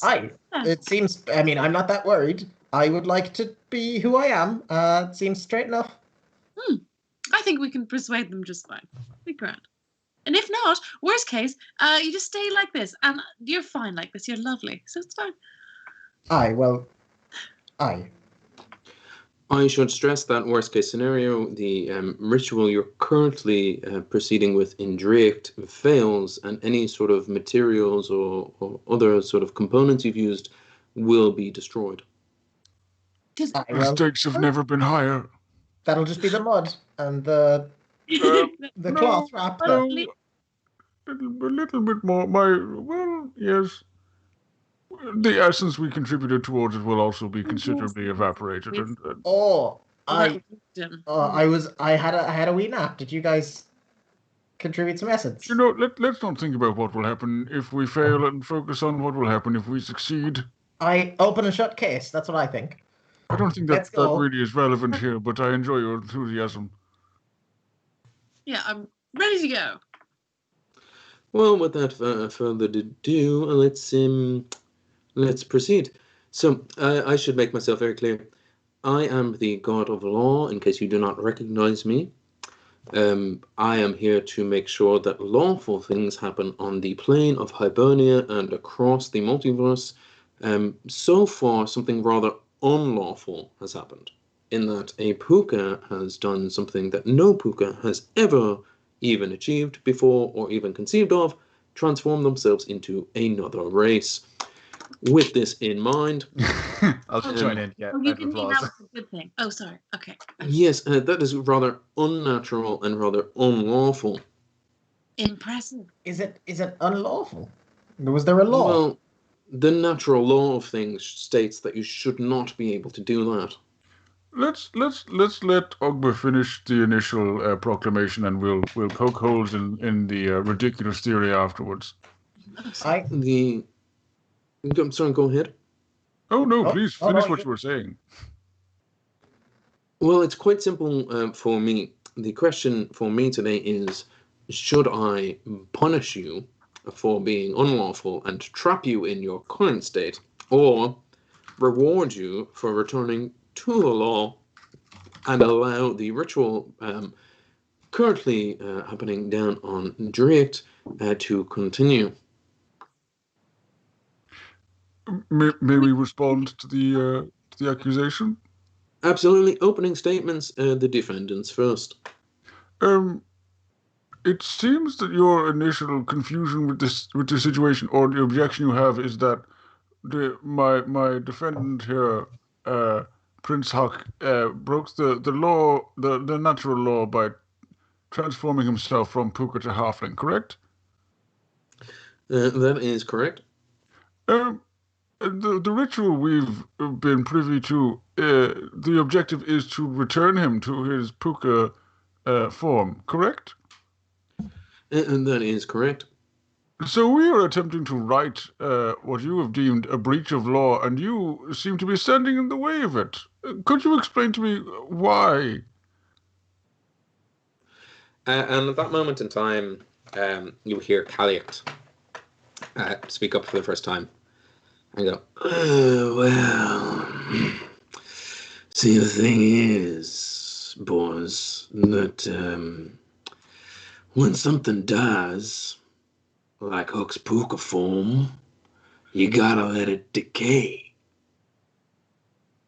And it's currently decaying in its halfling form, and that is the way of nature and the law. You cannot be reborn. You cannot resprout yourself from unfertile grounds. My realm is decaying. This young pup here needs to, well, you know. So should we prove our case this evening, and then Huck is allowed to return to his puka form? How would that even happen? It sounds like that bridge can't be recrossed. Well, if you prove your case that Huck meant no harm by this insult to law, then Huck will not decay and will not find himself crumbling within himself and be returned to his natural state. And at the phrase natural state, you hear Malin from behind, well, yeah, natural state's good for me. Thanks. You got this, lads. You didn't need me at all. Keep going. So might I speak for myself then? No, it's fine. We'll sit down. You've got it under control. Don't worry. No, it's fine. Absolutely fine. Don't worry about it. No, it's fine. Sorry, Arlington. It's I'll just, be you over know. here if you need me. Don't worry about it. It's fine. You're doing I- wonderful. Well, you see what's happened to my friend now. He's been put out. And that's a small point. I've made a lot of friends the way I am, and I've done a lot of good. And testament by the friends that I have here to help me. But first and foremost, I mean, what is a puka if not a thing that changes itself and is fluid in what thing it is? I don't think I did anything except for maybe extend the definition a bit to include halflings. But I certainly didn't ken that there was anything I wasn't allowed to change into. Sure, I can change into all sorts. So, you know, it doesn't seem that bad. And then on the point of whether or not it was good or bad, I didn't harm anyone from doing it, except for myself. And I have autonomy over my own body and my own things. On top of that, he says, the lad who smells of Connemara, I've been promoting Connemara in my head. I'm a woman. That not clear. Sorry, the boyo, the folk, the And a council. little plume of smoke comes out of this dragonborn's snout. She said that the natural order is that things would decay, but if the court so rules, that won't be the case at all. So it's not exactly set in stone, you know, this decaying thing. It's obviously not the natural way of things, because the natural way of things are the things the way they are. That's how nature be. Make a persuasion check with advantage. Cool. You made a lot of very good points, and Madeline McLear goes, "Yeah, but lad, the way of things is the way they be, and if they change, that's the way they be too." Yeah. Good.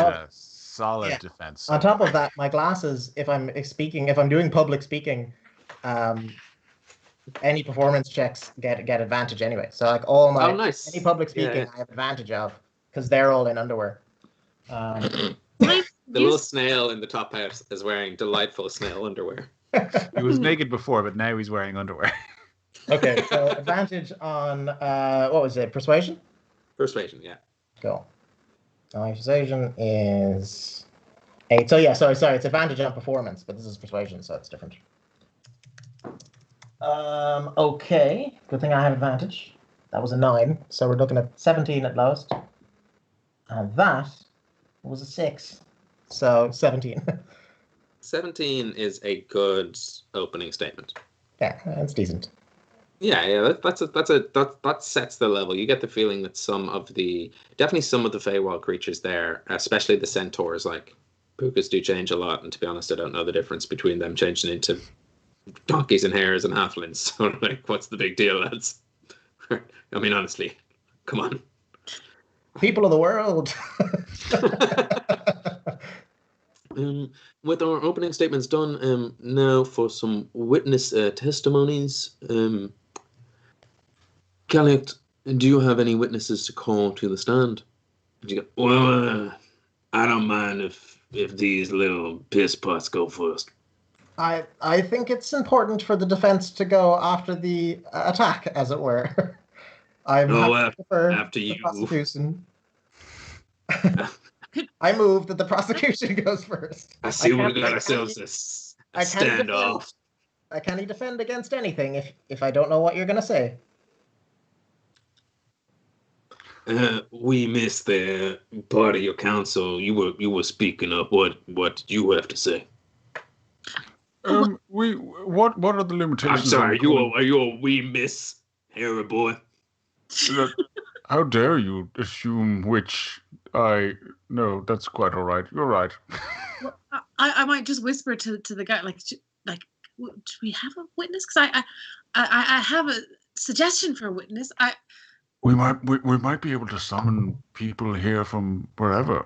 I have an idea for a witness. Well, I think I probably can't backfire. How would that possibly happen? No, couldn't possibly. Who are you thinking? Well, you know what? Let's surprise me.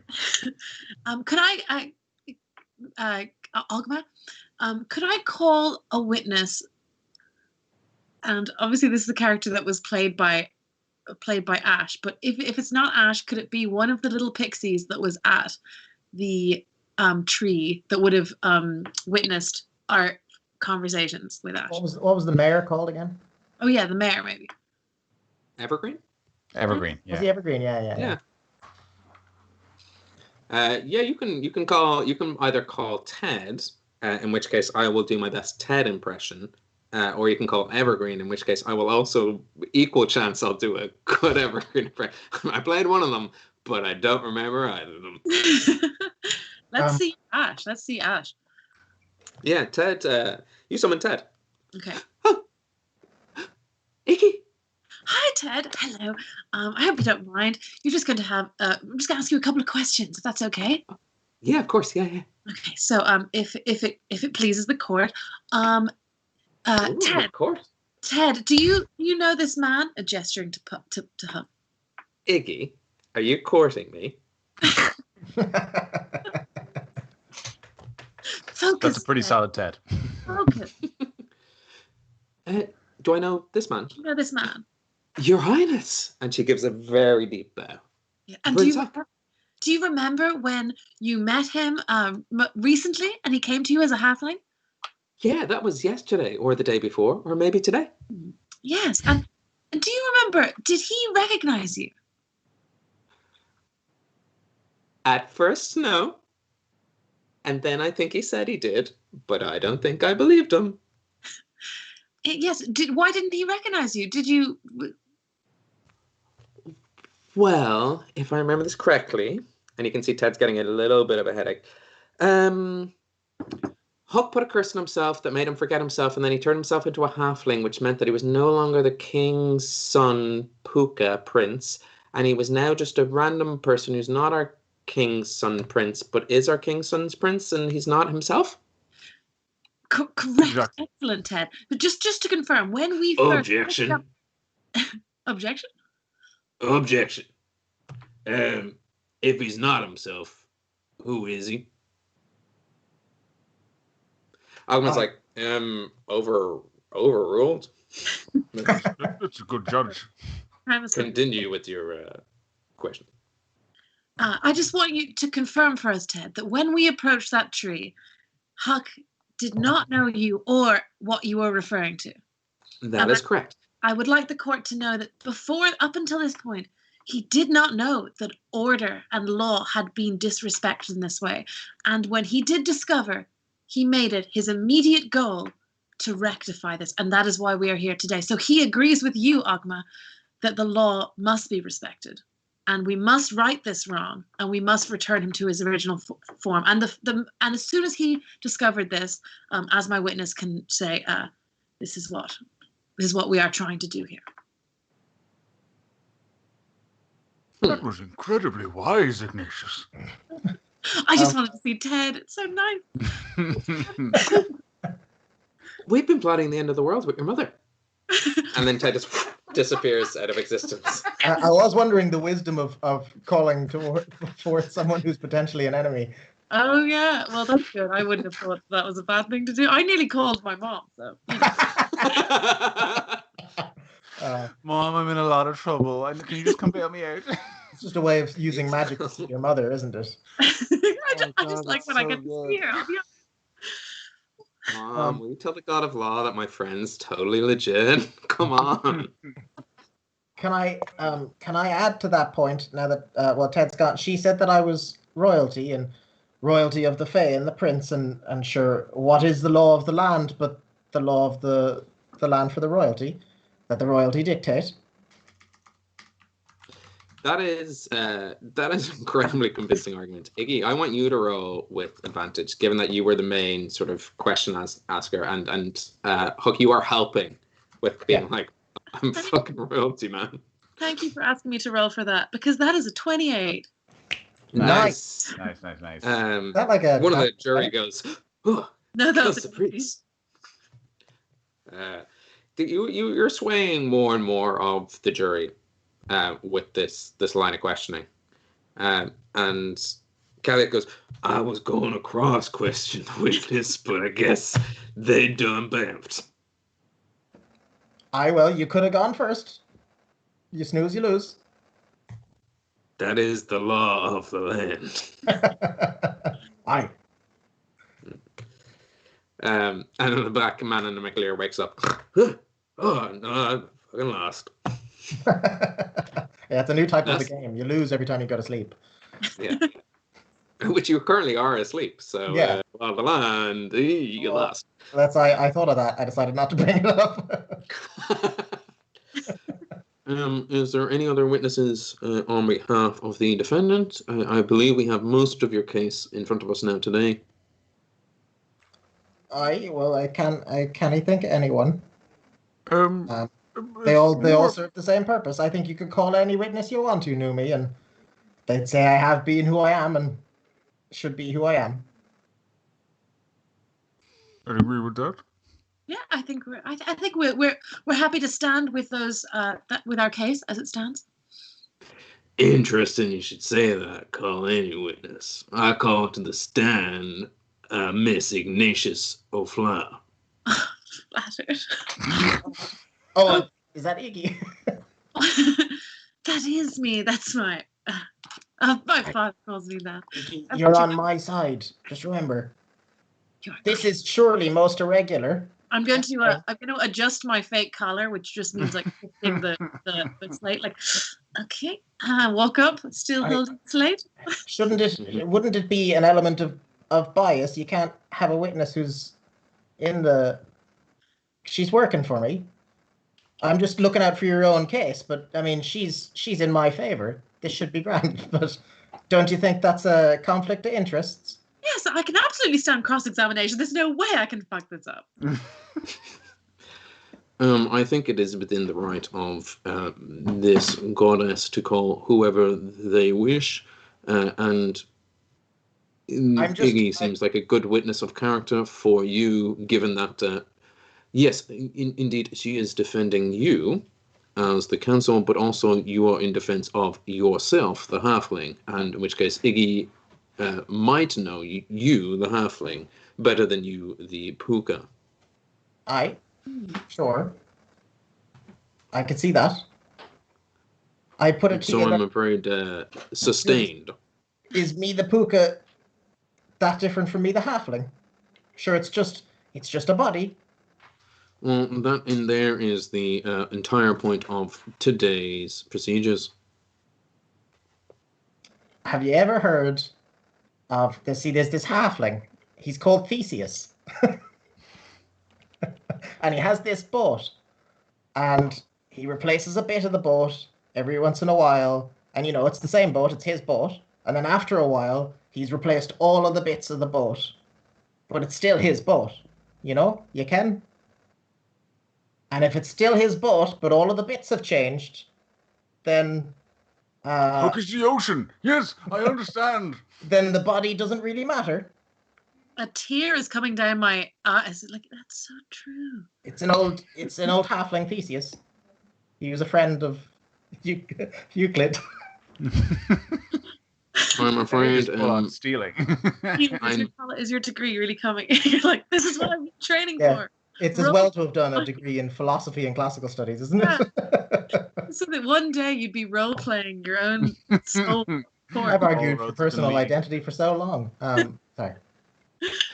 Feel free to roll a persuasion check with the disadvantage for using someone else's folklore and mythology and history. That sounds an awful lot like Greek or Roman and not Irish. Take that. I don't think it's mythology, more philosophy. That's not actually Theseus. To be clear, Theseus is an example. He wasn't actually there. I don't think there's a story where he replaced every bit of his boat. There isn't a myth in which it happens.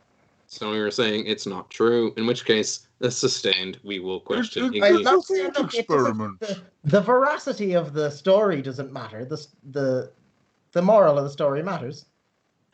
You get the feeling that Ogma, the god of law, is quite a literal man, and that it is lost on him.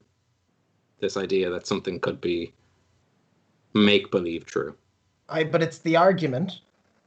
The argument itself is the bit that matters, and the argument was that, if anyone had a boat and they changed all of the parts, it'd still be their boat,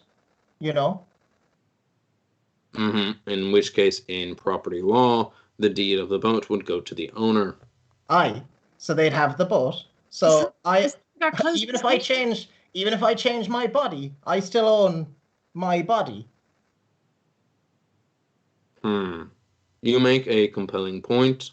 I'm not sure that in any way is added to the current procedures. I disagree. It's about whether or not I should be able to change my body and who's truly Huck. And sure, it doesn't matter what I look like on the outside. It matters how I feel on the inside. Another tear coming from the other side. Well, in that case, prosecution, would you like to continue with your... No, it's fine. Just... That's a win. That's a win. Good job. Some of the fake creatures aren't happy with the fact that the theater of a courtroom hasn't been played out in front of them, and that you just kind of got a swish from the half line mark. Classic Hollywood lawyer. Yeah. I selected the jury for that. If I had. Yeah. I hesitate to say this, but my final witness to call the stand is Arlington McGinnis. Oh. Are you going to make the same complaint, Hook? Well, you'd think it'd be exactly the same. It's but you more or less the same defense, yes. I would have said that we have precedence because you didn't bother calling Iggy. But,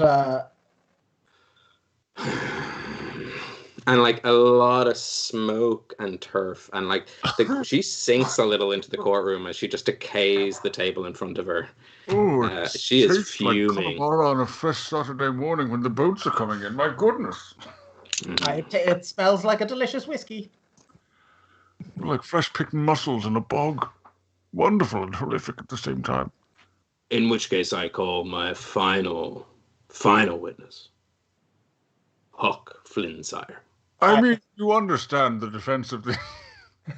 Oh, sorry. I'm sorry. In a courtroom, the defendant can't be called as a witness. No, absolutely not. Yes, their lawyers maybe, but the person on trial can be called. Yeah, sure. Ask me. I'll go. You walk up and you take a seat, and she leans forward, and she takes a deep breath, and this sort of smoke just curls around, and almost gives her a halo. I have one question. Why do you want to change back? Because it's who I am. And because I have my rights. I have the right to change. I didn't know it was a rigmarole. Make a persuasion check. Sure. This time, just straight. Okay. Oh, that's 18. 18. Is there anything Arlington or Iggy want to add to this? No, I think just an emphatic nodding and touching my heart a little bit and just being visibly touched. I can give myself advantage. Yeah, you can do. Oh, you meant there was actual helpful things maybe I could have done? No, I wasn't talking about you. I was trying to think of things I could do to help. You came to the wrong place, pal. Yeah. I'm giving you kudos. Yeah. I just believe in you. Yeah. Well, I want to help the jury feel the sorrow for him. What is the jury made up of? What sort of races? Are there a lot of the Fae in the jury? It's exclusively Fae. Okay. You see some pixies. You see a centaur, the tiny snail with the top hat, a fox who seems to glow. There is what you thought was actually decoration in the courtroom happens to be an awakened shrub. You know, Okay. part of the jury, right? Okay. So fun. And they all seem to be kind of like disinterested by the fact that there's no drama, right? No, this last bit is sort of sweet. They kind of tipped a little bit away from not getting to hear from you two. Uninterested. Sorry. Specifically because disinterested is specifically for a law court. The judge should be disinterested in the case. It means to be unbiased and have no thing. To be uninterested is to not have any interest. Sorry, it's a pet peeve. Objection, Arlington. Sustained. Ben, No further questions. Keelan love this court format. It's so suited to Keelan, and Keelan's like, no, hey. I'm sorry, it's just disinterested couldn't be more apt for a court. You know. Actually, I mean, the jury's right. The jury should be disinterested. That's the point. That is an interesting distinction. I always thought disinterested was like in the process of losing interest. So I've learned something today. No, I'm not. I think that's a stupid gamble to make. I was going to try and make a scene, but I think if we've got the hooks on them. For a kind of a mechanical peek behind the curtain, you won them on your side at the beginning. You lost them with the kind of procedures after that, and now you're at a kind of you were at advantage, disadvantage, straight down at the middle, which is why the kind of on our side. Oh, then in that case, are we like making statements here, or? All you're doing at the moment is adding to Hook's answer in any way you might be able to, because it's kind of the final play. Are we standing behind a table or anything like that, like proper courtroom style? Standing behind a table. I'm going to push my chair back and stand to my feet and kind of turn to the jury and implore them. It's like, I don't know if you're aware, but the worlds are colliding, and that's not part of the natural order at all. And I'm going to try and smash the table for like dramatic effect. And we need all the heroes we can get. That's nice. Make a. Are you trying to intimidate the jury? I'm just trying to punctuate a point with some drama. Sorry. Yes, I see what I was. Sorry, in my own head, entertain, I guess, more than intimidate. Yeah. Actually, what I'm doing, so you guys don't need to roll at all. What that was is based on Hook's 18, just nudging it one way or the other. And both of you have. And Ogmar goes, well, I think we've heard all we need to hear today. And you find yourself floating backwards into your own consciousness. And as you do, Arlington, as you pass by, like, see you soon, fella. Good job. Take care of yourself now. Yep. Oh. What a nice man. You find your consciousness floating back towards the ritual chamber in the spa. And the sound of Cobra's voice is no longer with you. At where she stood, you see a crumpled pile of clothes. Okay. Can I go over to the clothes, kind of just like ruffle through them and see what? I'm just going, Cobra, hello. And the door opens. You're all awake, feeling refreshed, I hope. And Cobra steps in wearing some leaves of modesty. Just got myself a treatment, actually. Just thought while you were away, it'd be fine just to get, spruce up the old. We've had a slight evaporation-related emergency. I'm going to point to the clothes. Sure. I just left them there because, when in the healing baths, just whoop, zip. We just have some maybe trauma related to people sort of disappearing into thin air. So sorry, that gave us a bit of fright there. No worries. Is Hook in the room? Hook is in the room, and Hook, as you sit up, Iggy and Arlington, you see this as the shadow is cast from these 4 braziers on the wall. These 2 large ears just kind of sit up. And this rather hair-like face kind of looks towards you. And it has the expression of Hook. And that is where we will leave tonight's episode of Homebrew. We're going to kill a rabbit that's clearly eaten our friend. Can I just say, what's up, Doc? No, for copyright reasons, you may not.